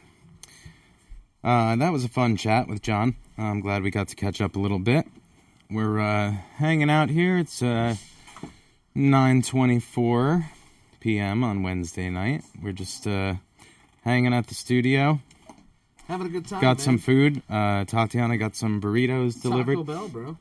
I got to tell you, that makes what she's gonna do tonight that much more impressive. That she could just house down a couple burritos and then hit the best notes ever sung in the studio in 5 years. Yeah. But she's gonna slay it in a little bit. So back to our chat that we were having. Well, was there any other reboots? Reboots in general, yeah. And part twos. And part twos. Such. I think Speaking of we part hit two. some of the really good sequels that had to happen. I tried to put a post on Facebook today to get the conversation going about this, but Facebook wasn't working. Yeah, So, no, it's been janky it's like the all first day time long. it ever wasn't working. Did he say vinyl note? I think he said vinyl note. Eddie Furlong in that. I was trying to get that drop from him. This is Eddie Furlong. You're listening to the Vinyl Note. Shit, man, I fucked it up. Oh, man. I saw that two of the dudes from Broken Lizard have a new show coming out. Okay. Called, on their own, like on a new network. Yeah, called something FD. So I guess there may be a fire department guys or something. Oh, maybe. But it's Kevin Heffernan, who is Farva, Yep, and Steve Lemmy. Yeah, the Irish. It looks really funny. I love those guys so much. And They I had have a stand-up bit. Did you see that? Huh? They had a stand-up routine. Yeah, I saw that too. Two fat guys drinking beer or something. Yeah, it sounds fun. Those guys are so fun. Talking about people that I got to meet at conventions that were exciting for me. I got to meet the five of them at like the first convention I ever did, which was one of the it was Chiller. It was like Fangoria Were at they Chiller. promoting Super Troopers? They were promoting Club Dread, actually. Yeah, And yeah, it was really cool to meet them. One of my best friends in the world, Colleen, her and I connect with that movie so much. Super Troopers. We constantly throw lines at each other from that. So many nights of us laughing our asses off to that movie and getting stoned and drinking and laughing at. And all their sequels, all their other ones, they just crack us up. Yeah. We got to watch Super Troopers 2 together last year when she was How was visiting. that? I haven't seen it. It was funny as hell. It was great. I mean, it's got to be what your expectations are. Yeah, they raised all that money Talking on about Kickstarter. sequels, that's an interesting story of one. Yeah, fans wanted a sequel to that movie for years and years and years, and they raised money from fans to make it, and they totally exceeded what they were expecting to make. And you can tell because there's some crazy scenes in it that didn't have to be shot, but they had the money, so it was funny. It all depends what your expectations are, you know. I thought it was really, really funny. I laughed a lot. We laughed a lot watching it. I got to go back and watch it some more times. Jaws 2. Did it need to happen? I don't know. Next week. I'll have to ask Don Mancini when he's on. That's Yeah. like Jaws is his favorite film ever. Yeah. Well, Jaws had many films, right? Weren't there like four or five? Five? Yeah, I don't know. So was there any late one that was worth it, where people were like, "Oh, well, I'm glad they made that one at least," you know? I don't think so. Jaws 3D. It got was kinda progressively lame. worse. Yeah. Oh, okay. Yeah, they got pretty bad. Like, did you think the Saw movies got progressively worse? No, better. They got better? I thought they got better. The was- third one was my favorite one. The third Yeah, one? I thought the Saw movies, like, for what they Which are, is the one were with great. Shawnee Smith? The second one. I like that one a lot. Yeah, that also had Jay LaRosa in it. I believe. Yeah. I love him. He's a great guy. Yeah, local. I got to have him on. Yeah. He'd come on. Yeah. I was thinking about some people. I reached out to a couple people that are friends. Like Tony Todd told me he will definitely come on. Tony and I have been very friendly for many, many years. He's 9 foot at conventions. He's awesome and a dear friend. And he said, you know, for you, Alex, of course I'd come on. And then he won't respond to my messages. But, Yeah. but I do think he's going to come on. I think he would want to. And a couple of people said no, which I don't really blame them. That's That happened fine. with me recently. With I say no to people's podcasts all the time. Like John Wesley Shipp, who's the Yeah. Flash. Yeah, He's the back in the original 80s. Flash. Yeah. Yeah, You asked him to come on your podcast, and he said no. Yeah, I Yeah. did. No, Well, I, I get a lot of requests too. I mean, I'm glad I asked Nat. him to. We talked at New Mexico Comic Con Yeah. about a script I'm doing. Hank. Oh, okay. About this feature film we're doing. Yeah. And he was very interested. He said, "Shoot me the script." Anytime I've reached out to him, he's never answered my emails. Yeah. Yeah, I hope my battery's charged in there for that. I didn't. It's not on. Okay, that's I good. That checked helps. it. Yeah, All right, but cool. it's off. It's not on. It's off. All right, Yeah. good. Or it's dead. I say no to people all the time. Luckily, now that I'm doing this show, the past 2 months, I've said to people, actually, I'm doing a podcast of my own right now, so I'd really like to keep content on there. So that's helped me get out of doing podcasts with people. Yeah. And I mean, Nice. sometimes I enjoy They're doing probably it. listening. I know. They're like, you son of a bitch. I'm not trying to be a son of a bitch. Let's say It's, you're it's, giving I'm yourself being up, honest bud. about why I don't want to do it. Like, I just want to. Just so you guys know, I will now. do all your podcasts. If Mikey Alex Wells doesn't will go wanna do come any on, of your podcasts. He'll I'll hang out. We can do yeah. push-ups. You could talk about weightlifting. You could talk about triceps. You could talk about piercing. Yeah, you could talk piercing, about we can a lot talk of about things. pro wrestling, horror movies, Beard trimming. Yeah, beard trimming. I'm into it. Yeah, pro wrestling. Yeah. So speaking of pro wrestling, isn't WrestleMania coming to Tampa next year? I just Fuck heard. yeah, I'm Yeah. in. It's happening. Are you getting the full package deal or whatever? The VIP $1,000 WrestleMania experience? I know people. Oh, Dude, really? You got an in? My buddy, You know, I know people. What the Me fuck? too. Maybe I could So get do I. hooked you up. probably could. But I You also probably know could easier people. than me, Yeah, but you don't want to go, do you? I will going. go. I'm I'm down going. to. I went to WrestleMania 30 or whatever with The Rock when The Rock hosted it in Atlanta. I went to Really? that one, Okay, dope. and I went to wrestling as a kid a ton. I was a massive my buddy Joe wrestling fan for a Bellicastro- while. Joe Bellicastro writes for the WWE. Yeah. It's his. Yeah, like it's his script. I'll admit nowadays though, like when I'm not in the story, when I'm when I'm not invested, people's Facebook posts about matches kind of make me cringe a little bit. It's Yeah. like, yeah, why do you care? Why are you guys messaging each other like Yeah. to discuss This the isn't results? anything Like to I don't fight know, about. like when you're not in it, it Yeah. seems silly. But Sure. but I've been swept up in the story many times. My son loves throughout it. my life. Like I loves have been pulled back many times. Yeah. It's not much different to me than watching. I don't know Any like other Walking soap Dead or opera, any something other like show. That. Yeah, I know. something, a no. show that I Except like. it's not all you the acting could- is really if that you good, could and not all the have- storylines are that in depth. Sometimes they are. Storylines are all very similar and often Guys, repeated. listen. Yeah, I yeah. think you just invented something, Mikey. We need zombie wrestling. We need wrestlers who fight zombies in the ring. That's a movie Yeah. that's already been made. It has it? Get the Yep. fuck. Really? Yep. When the show's Watch over it. tonight, I want to go over my list of like 17 film ideas that I have right now. I want you guys to kind And then of let's help take me a figure out tally what the and most see how long it important is ones before are. one of those pop up as being made. Oh, yeah. They probably, like you said, I got to Google more of them and see if they're already done. yeah. Yeah. They probably are, and there's probably sequels and reboots of them already. Oh, man. I tell you what. Happening. How you guys all doing tonight? You having fun? We're going to have an interview with Tatiana Coleman here, who is digesting a burrito currently. But she really killed it in Soundcheck. It was called So Monster I hope Brawl, she's- 2011. Oh, Monster Brawl. Monster Brawl, huh? Right. Yep. Kevin Nash was in it. I got a lot of ideas. I would just Jesus. blow them up. I could blow up all of them and talk about them on here for the next 30 minutes, Well, but that would just what- be stupid. Well, I came up with my Friday the 13th, part 13 Concept? concept. Okay. Yeah.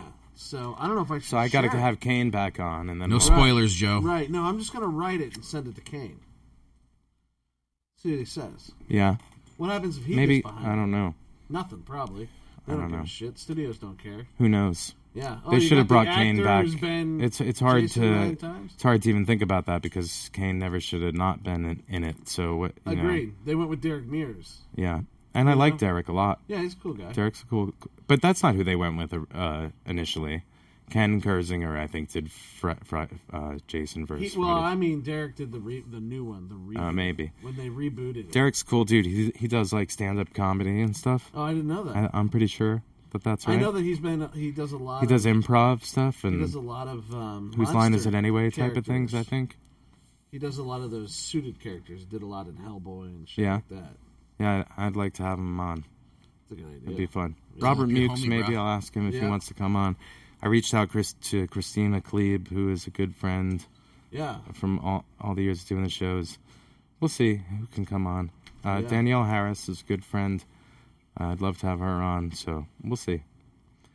I was going to take a break after this episode 8. I kind of see series in 8s, and I felt like after 8 it would be a good time to take a break. For how long? A couple weeks or something like that. But now I have someone who's going to be on the show next week, so we're just going to keep moving forward. Fired? You're not fired. Bro, how we're just going to keep moving forward. Like, you're getting him a job on Stranger Things. I have to protect him from, Frodo. You got to get me in shape so I'm ready for Wolverine. Yeah. If you're going to be Wolverine, I'm training him for Wolverine. I want to be the Thing. How you doing, Tati?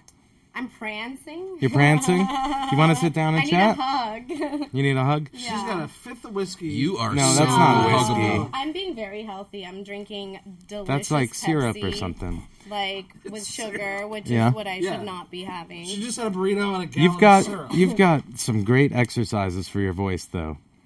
Yeah, I mean, I had to learn how You to do. do these exercises so that I could get my voice to be in the position. I know, that but you need you're for- good at them. Like, all right. So Tatiana Coleman just sat in the hot seat. Joe got out of her way. Yeah, I was saying this to you earlier. Thank you. Oh, can I get a hug? No, Oh yeah. I really need hugs right All right. That's such a good hug. I'll tell you what. When I feel fear, then I need You have love nothing to be afraid like, of. Contrast that. I don't feel fear.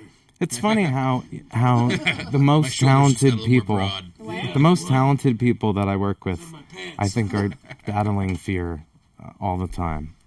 Yeah. I think there's a thread between that and talent and like raw I'll hug you creativity. I believe that there is. Yeah, I mean, I think that it brings out our primal part. It does. Because we were scared before. Yeah. That we would be, You whatever, need to tap killed, into raped, that whatever. sometimes. We have that. We Yeah. have that instinct of being, cautious. Guarded.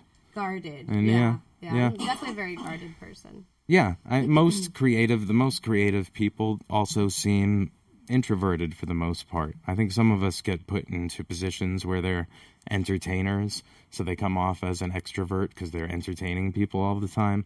But the most creative people, to me, it seems, even though they're willing to do that, to share their gifts or whatever, to share their talent, they'd much rather just be alone.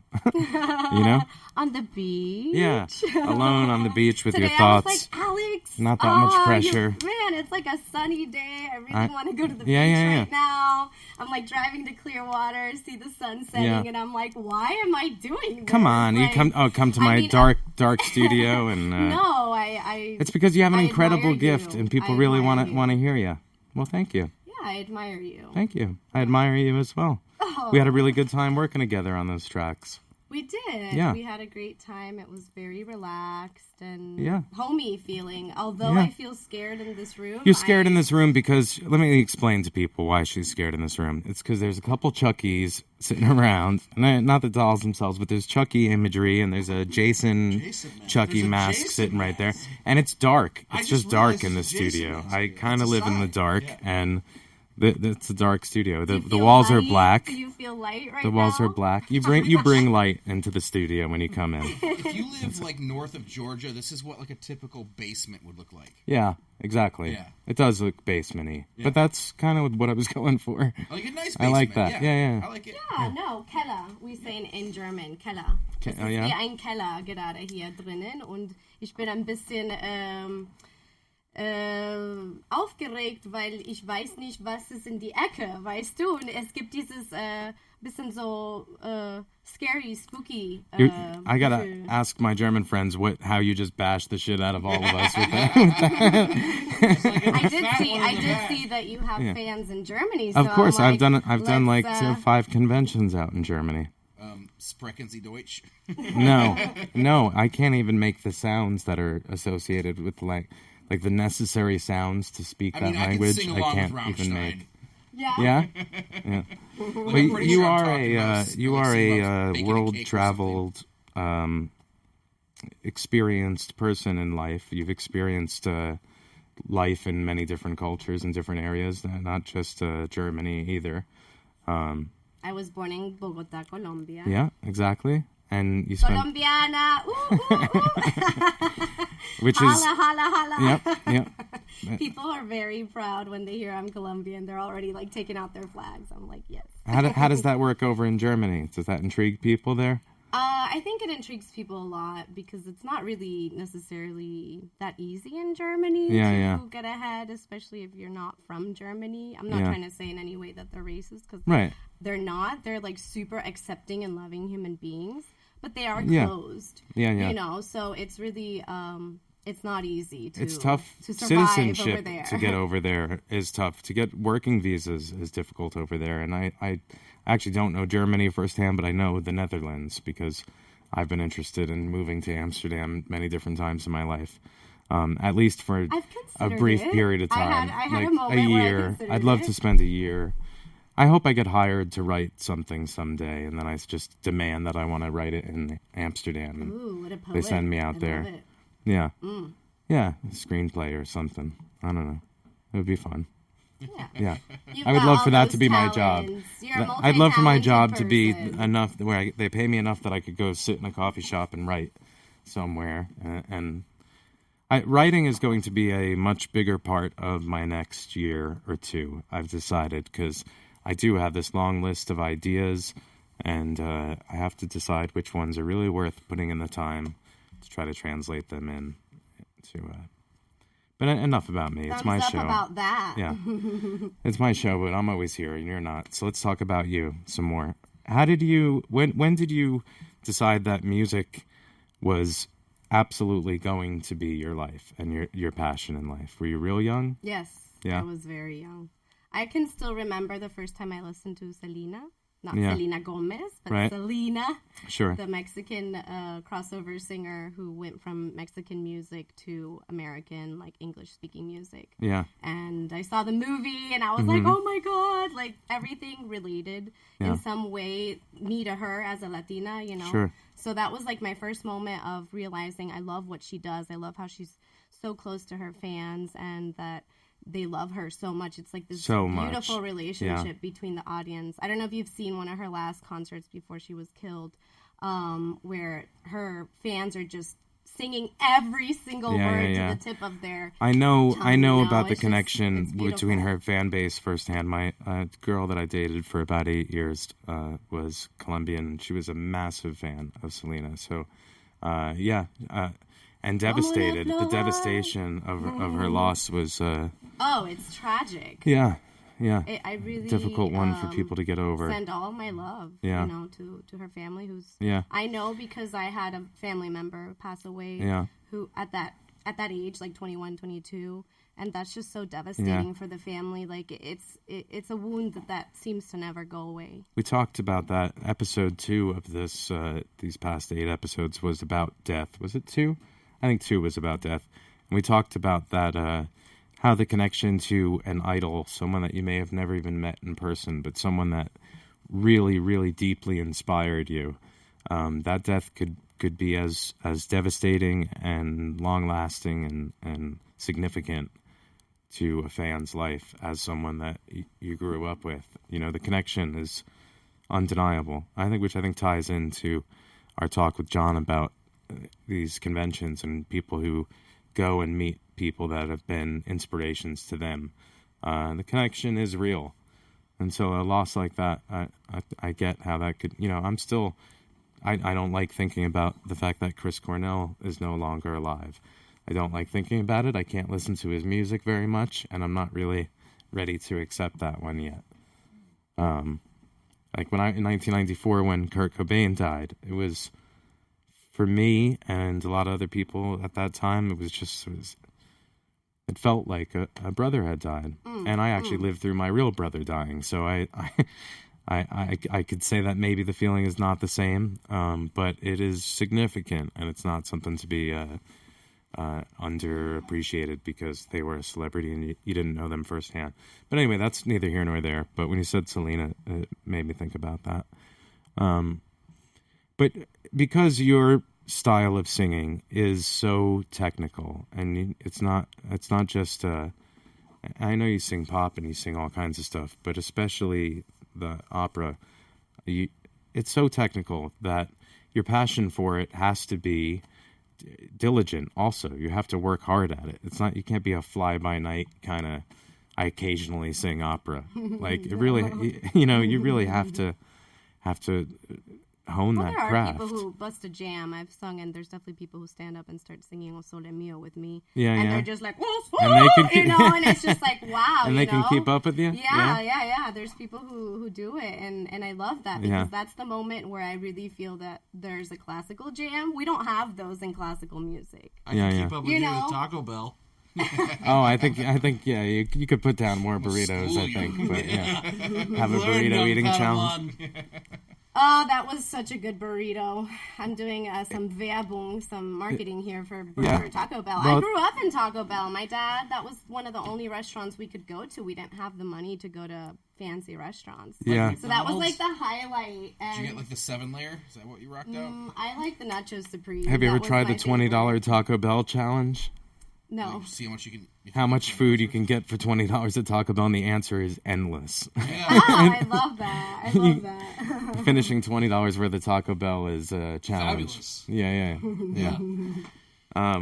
But no, I was saying that makes it even more impressive that you can house a couple burritos and then slay a song like you're going to sing tonight. My voice teacher recommended that. She says she eats a big burritos? pasta. No, she eats pasta with bolognese. I heard she's like, potato chips. I gotta have that fuel.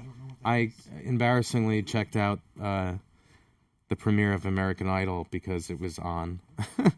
But I do love Katy Perry. That's not a secret. But dude, you seriously love her? Yeah, I do. Yeah, me too, man. Oh yeah, I love her. Yeah, I love her. Yeah. She's hot. She's my firework. She's hot. And she's cool as shit, and she's awesome. But they were talking about potato chips. Illuminati, and there's something dark and mysterious about her. Have you ever heard about potato chips being good for your voice? No. That's something they were talking about. That. Grease. Eat a bag of potato chips before a performance. It's supposed to make a difference. I'll try that. I also heard that if you lose your voice... Oh, your vocal exercises are the best. I think that there was when we were tracking, we'd go through. Yeah. No, but we'd go through the songs and you'd do your trills, right? They're called, right? Oh, the trills. Can I do that before we start? Yeah, you can do it. Like we used to do when I'm gonna play it. We're gonna take a break and I'm gonna play a song of yours and you can trill away until it's time to perform. Yeah. We're gonna play actually one of your kind of crossover songs as you get ready for your performance tonight. First of all, let me ask you, the song that you are performing tonight. What's the name of it? Yeah, and tell people about it. They know it. They know the song. You know, I'm really putting myself out there right now. You are. You're singing such an it's a huge difficult song. Piece, and I feel very intimidated to even attempt to sing it because the greatest singer of all time, who's Pavarotti, sung this piece and he made it so like his, that's the beautiful thing about covers. Like, this is a cover too. And we forget that in the industry of classical music, people are covering all the time. You don't really have singers who are composers in the classical music. So you're always singing other people's music. And that adds pressure when people are so familiar with it too. Oh my God. Like a song like this, there's notes that you know are coming. Here of all the teachers, everyone who's ever like bashed down on me, like totally like making me feel paranoid and freaked out, and I'm just like, I'm not going to listen to those voices. I'm going to listen to the voice of wisdom of my teacher. I have a great teacher, a great mentor. She's from China. She went to Juilliard. She's a mezzo-soprano. Her voice is so powerful. It'll definitely make you cry. And she's such a great actress. She actually watched my last video where we did like a storyline, and she's like, you're such a terrible actress. Like, you really need to work on that. And I'm just like, oh, snap, So it's just like she's really with me, and she's with my message that I have, and she hasn't told me, no, Tati, don't do this, don't do that. She's like, sing whatever you want, like find your voice, and when you're ready, you'll sing opera. Because I've been training for years. I got out of the conservatory, and I was training. I never stopped training because I love this. In the end, it's therapy. This is therapeutic. Yeah. Well, bringing a female's voice to a song that people connect with. I mean, we even got a message here through the phone number, which is 973-354-2447. If anyone has any questions or comments, someone said they guessed what you're going to be singing tonight, and they said it's their favorite ever. So no extra pressure for you. Oh, yay. No, she's going to kill it. But as she goes in there to get ready for that, we're going to play one of her other songs, which shows her crossover versatility, and it's called Set Me Free, which you teamed up with a producer. Guillo. Yeah. And this is a song called Set Me Free by Tatiana, and she'll be going into the live room, and we'll be setting up for her performance here in just a minute. You ready? I'm excited. I'm freaking out, but excited. No, I can't relax. wait. All right, this is Set Me Free by Tatiana Coleman. And Guillo.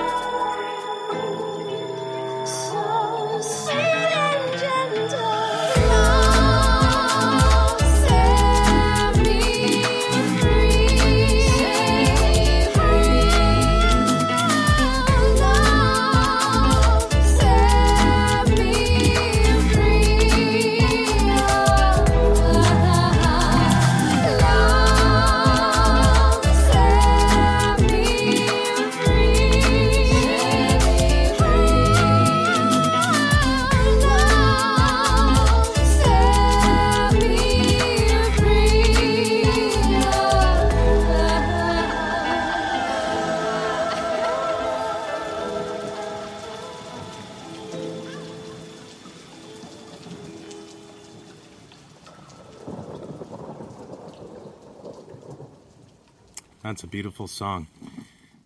Well, she is in the live room right now, Tatiana Coleman, ready to take on, well, maybe the biggest song of all time.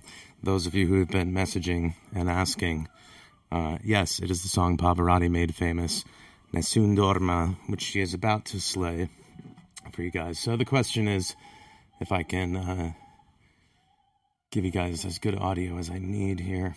We got her set up, pushing everything. I think we're good to go. Are you guys ready to go in there? Almost. In a minute or so.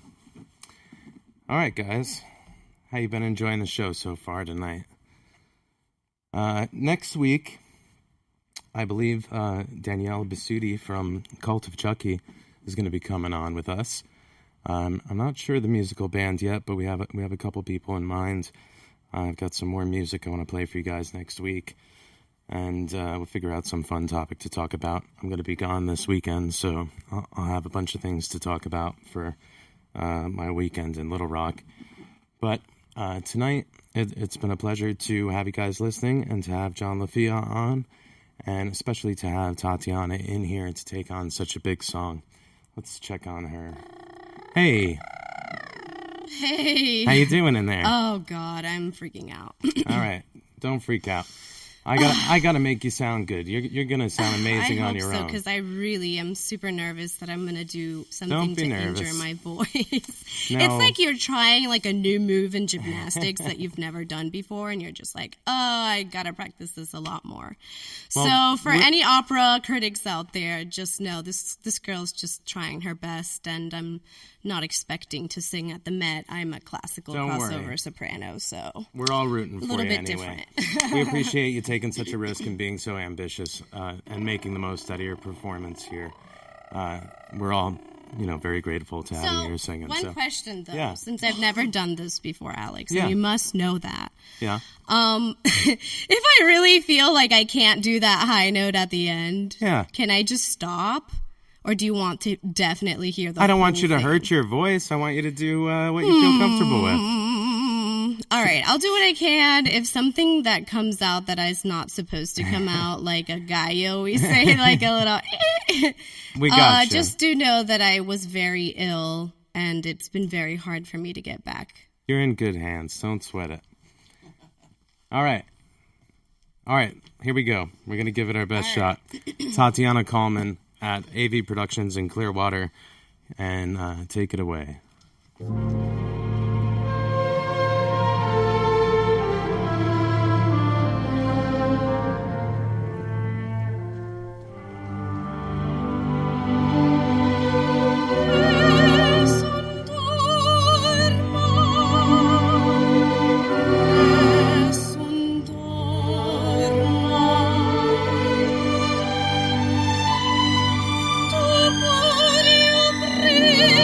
Principe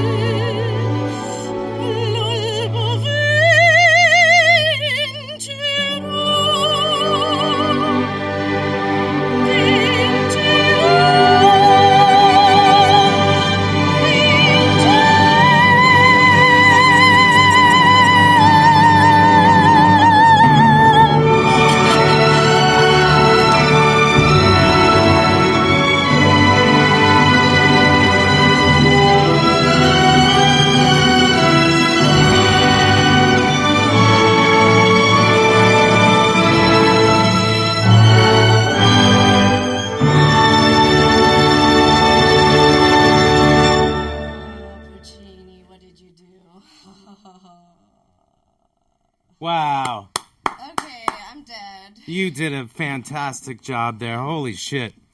Oh my God. That was amazing. Okay, well, that's my life, people. This is the type of pressure I put myself under all the time. Oh, thank you for that. Fantastic job, Tatiana. Oh, all those nerves. We were set up. And then you slay it. As I knew you would. Yeah, I did what I could. It could be a little more sustained, but my breath is just out of control right now. Hey, that was you're humble about an incredibly rare talent, Tatiana. I appreciate it, Alex. I really don't believe in myself, as you know. Well, you should. And I think you'll be real happy when you hear it back, because I think you slayed it. And I'm so thankful for you to come in and share that gift with us. And for anyone who's listening or hears this back later on, go and check out her stuff, because she's really a hell of a talent and courageous, and deserves really good things in life. And I see them coming for you. So thank you again, Tatiana. Bless you. You can go to Tatiana Coleman. That's 2 L's, 2 N's, TatianaColeman.com to learn more from her. Thank you again so much. We're going to play one more of her songs to close the show. A favorite as an Italian that I'm really happy to play for you too, which you guys all know. Also, Besame Mucho. So we'll be playing that later on. We're going to take a short break right now and wrap our heads around those incredible notes that you just hit in the studio. I need my burrito. And she can get back to her burrito. It's waiting for me. Thank you so much. Thank you so much, Alex. I enjoyed this. It was Thank fun. you. Thanks for coming in. All right, so I'm going to play... We're going to close this show with her song, so I want to play a song that I've been wanting to play for you guys for a while. It's actually the song that opens up the show every day. It's been like our intro song. It's from You Are a Toy. It's the last song off their record that I haven't played yet. We're going to play this song and regroup over here, and then come back and wrap things up. This is The Difference by You Are a Toy.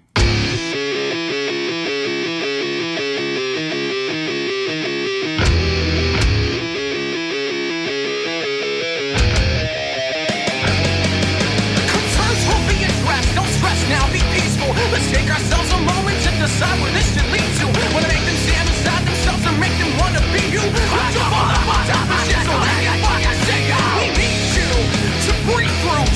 But we need you even more with this ego that is betrayed through this issue, this business, this mischief, this hateful, spiteful me that knows how to dish you. Now, got it all figured out now, haven't you? Cut your call, suck, I lost you. Kind of on at the end of the night, go figure. But you were saying to the world, nothing to offer but to embarrassment.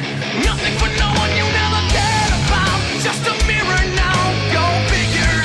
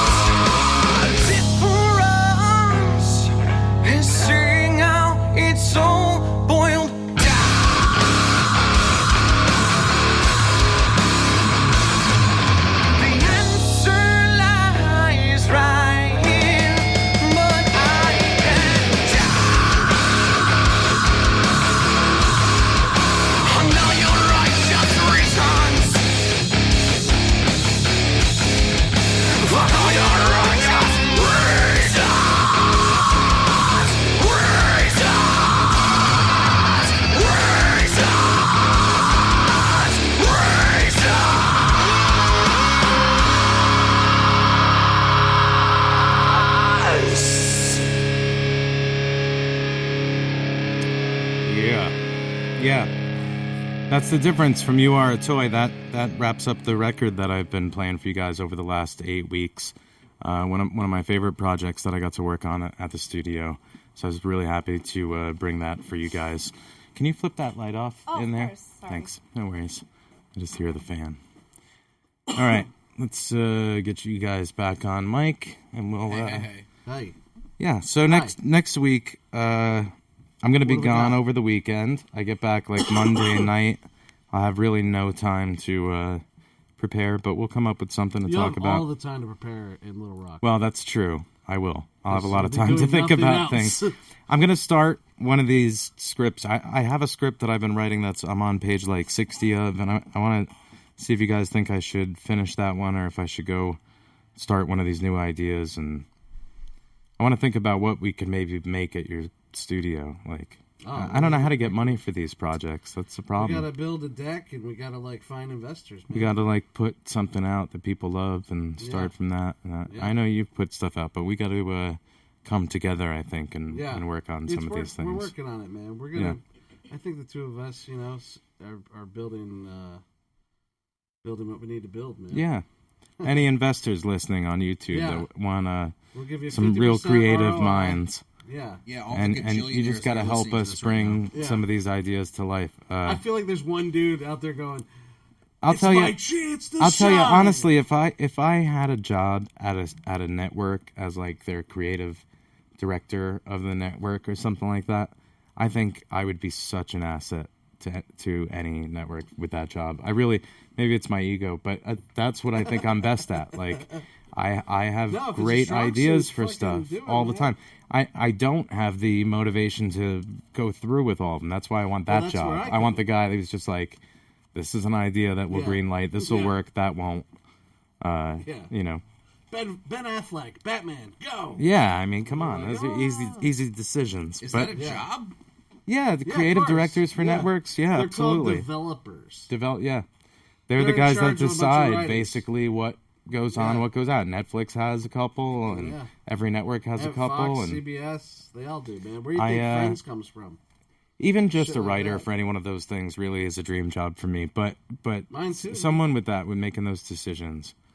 It's the light keeps flickering on here. It's just because the cord's not in properly. It's definitely not the ghost. It's not the ghost. Man, it's a ghost. I have a crazy ghost story from my house. We'll do a ghost paranormal episode, and we'll get into that. That sounds fun. We need to get Ernie Hudson on. Ernie is one of my favorite dudes I've ever met on the convention thing. He is in 4 of my favorite things of all time. Congo. Just by chance. That's not one of them. You didn't like Congo? Of all the things he could have suggested. I sure, but The Substitute. No. In your ass, 1, 2, You guys 3. aren't thinking. Come on. He was awesome in both of those movies. I know maybe he was, Oz. but Oz Obviously, is one of them. Obviously. I get that. Yep. And I'm assuming Ghostbusters. The Crow. The Crow is one of them. Yeah, and Ghostbusters.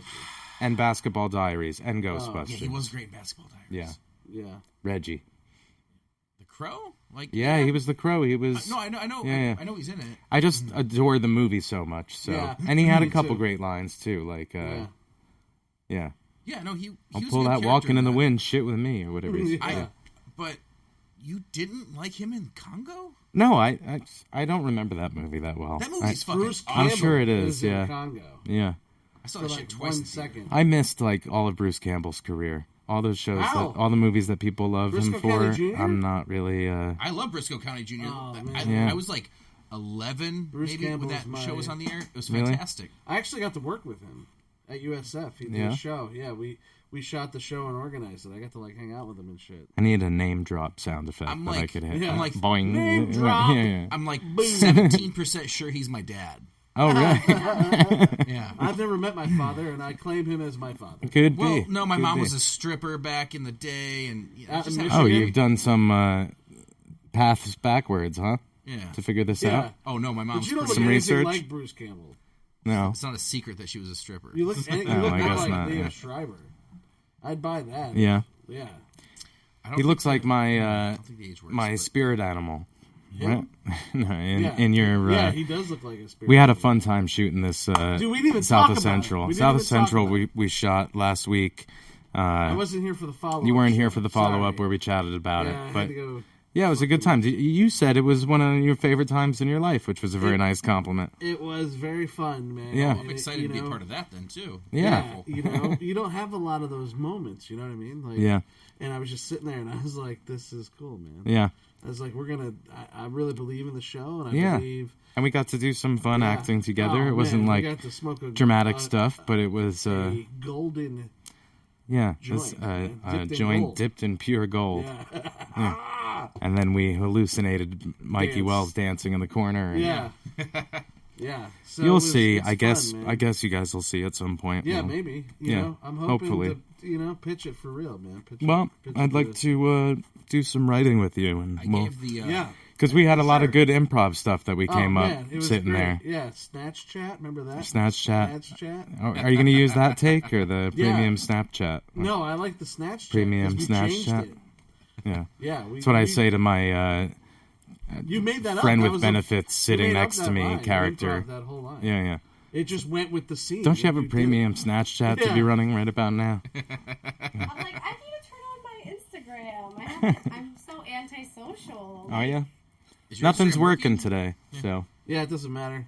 Keep that in mind. Yeah. Really? Yeah, the internet is, like, struggling today. Probably mid-takeover.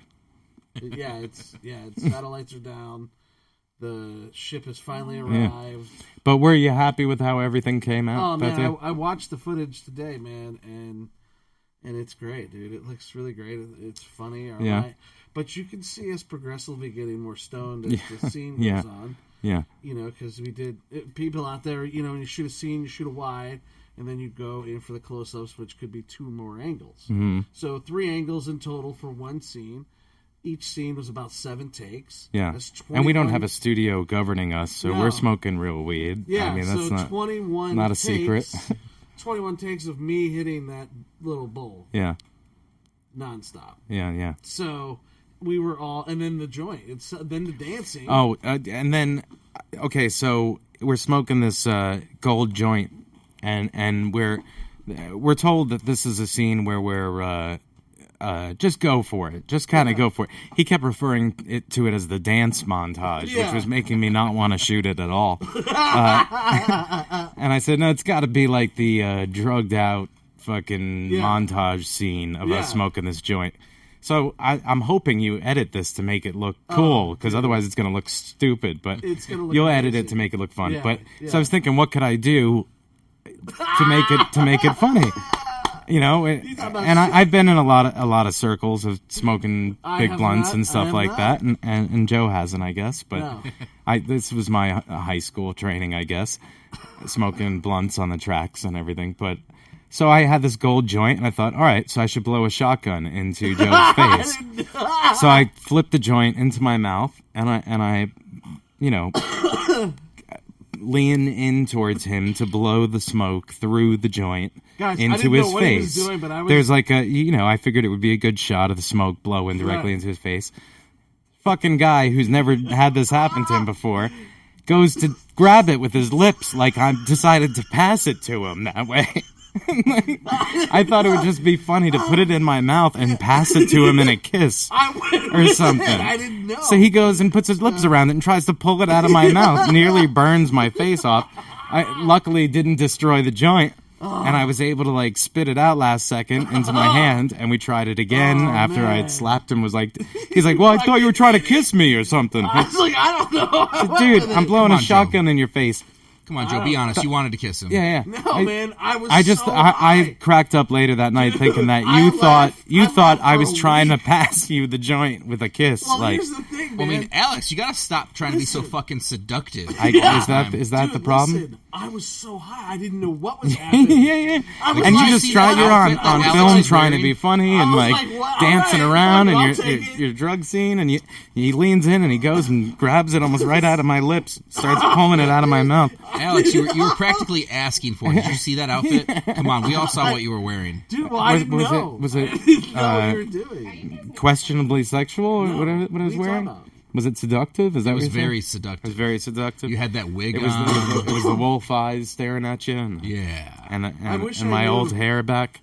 Man, I wish I knew that's what you were doing, because I laughed. Joe's face was all painted. I laughed all week about it. We got the shotgun shot though, right? Did you get the good we got one? That. Yeah, all right. we got it. Oh, hold on. What? Because you can't. Yeah. All of a sudden, Joe This is got for what like. we It was shot when last week. we shot a film last week, and Joe thought he was in Eyes Wide Shut for a minute. I didn't I was know. trying. Yeah, I was And I passing felt him. like such an idiot I was not passing him the afterwards. joint. I was blowing a shotgun into his face, but he took it as me I didn't trying know. to mouth to mouth Well, I pass thought it him the was like joint. some fucking weird fucking joint thing. Yeah, that's man. what. Yeah, that's what. Joe just wanted to kiss Alex. That's what what's we do. going on here. That's what we're all Dude, talking I might about. keep that tape. And now the world's talking about just it. to be like, what the fuck? It's got to look ridiculous with you, like, Yeah. okay, leaning in, grabbing the joint out of my mouth. Is that gonna be That's on the how I. Blu-ray reel? That's how I roll. That's how this weird alternate version of me rolls. That's how I pass joints around in my neighborhood. Yeah, and Shotzi just goes with it, man. He What, just homie? goes You with never been past a kiss joint? it. Dude. Anyways. So, anyways, I amazing. think we did get the shotgun of the amazing. gold joint Yeah. thing, great. but yeah, it was a fun funny day. scene. So we'll see how it comes Funny out. scene. Hopefully, we'll get to write some more funny stuff for those characters. What are you gonna do? Tear down that set now, though? I don't know. I don't want to. You know, we got 2 sets up. I'd like to wanna shoot move something in. else. Maybe you could just build over it, leave that, and put another one. Well, we You'd do- lose about 6 inches in everywhere. But Yeah, pretty soon it'd just be a little box for sure. yeah. But yeah, we could do that, man. I don't know what we're Alex's gonna do. apartment gets smaller and smaller Yeah. throughout the season. Yeah. Is it shrinking in here, man? That would be funny. Every time we go to it, it's smaller and smaller. And so I'm just in a box, like, Yeah. dude, something's wrong with your apartment. Can't fit the couch in anymore. It's I just know, And dude. It's just A a lawn closet. chair. We're just like in a closet together. Hey, Hey, dude, I gotta ask you, man. Is it me, or is it getting smaller in what's here? happening with your apartment? You're like, what, man? It's always been Is my like life shrinking around me, man? Your movie posters go from like the full poster frame to like an 8x10. this. Yeah, they're eventually like a little, like a 3x5. And then little postcards. Anyways, Yeah. South All right. of Well, Central. South of Central. We're gonna hopefully get to do more of that soon. Yeah. We'll see what happens. It's tough business, but Yeah, man. we're gonna It talk is. about some of my ideas. We'll see what we can get made here. And you know, I have all these content ideas for the show, but it's just tough to find the time while I'm trying to keep the studio open and pay bills and stuff. I was thinking about doing like a Patreon thing for the show to try to raise it. a budget for the show. Yeah. And like that the show would be better if I had the budget.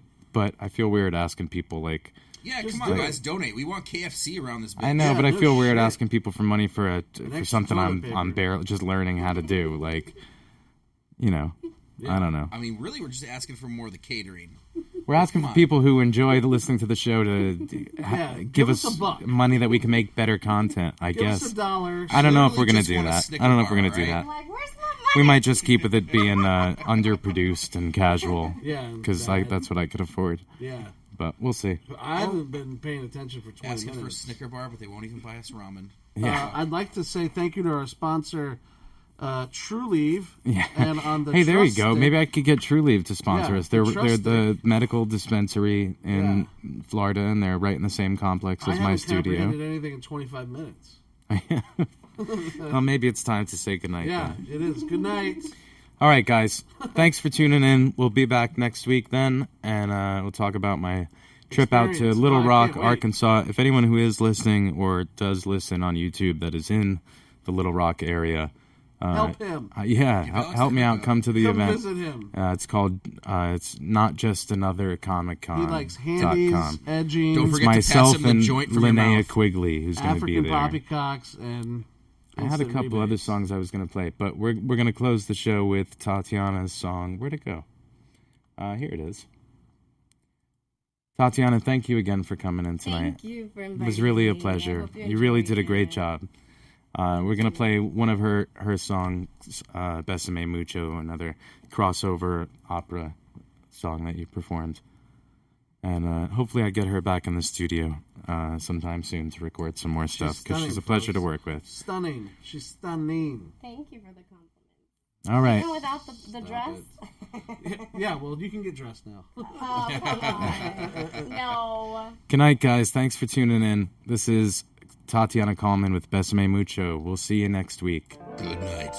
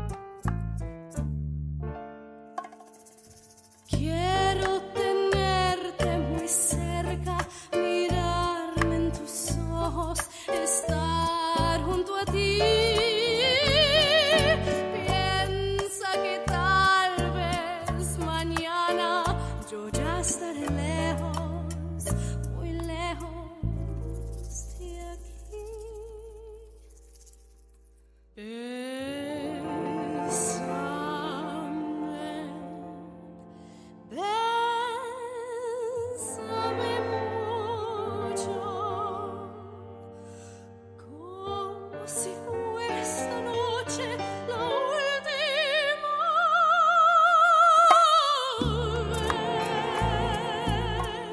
vez. Bésame, bésame mucho, que tengo miedo a perderte.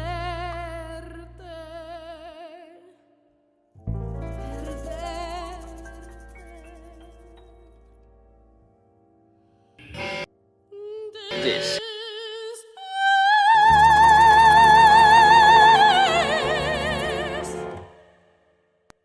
This has been The Final Note.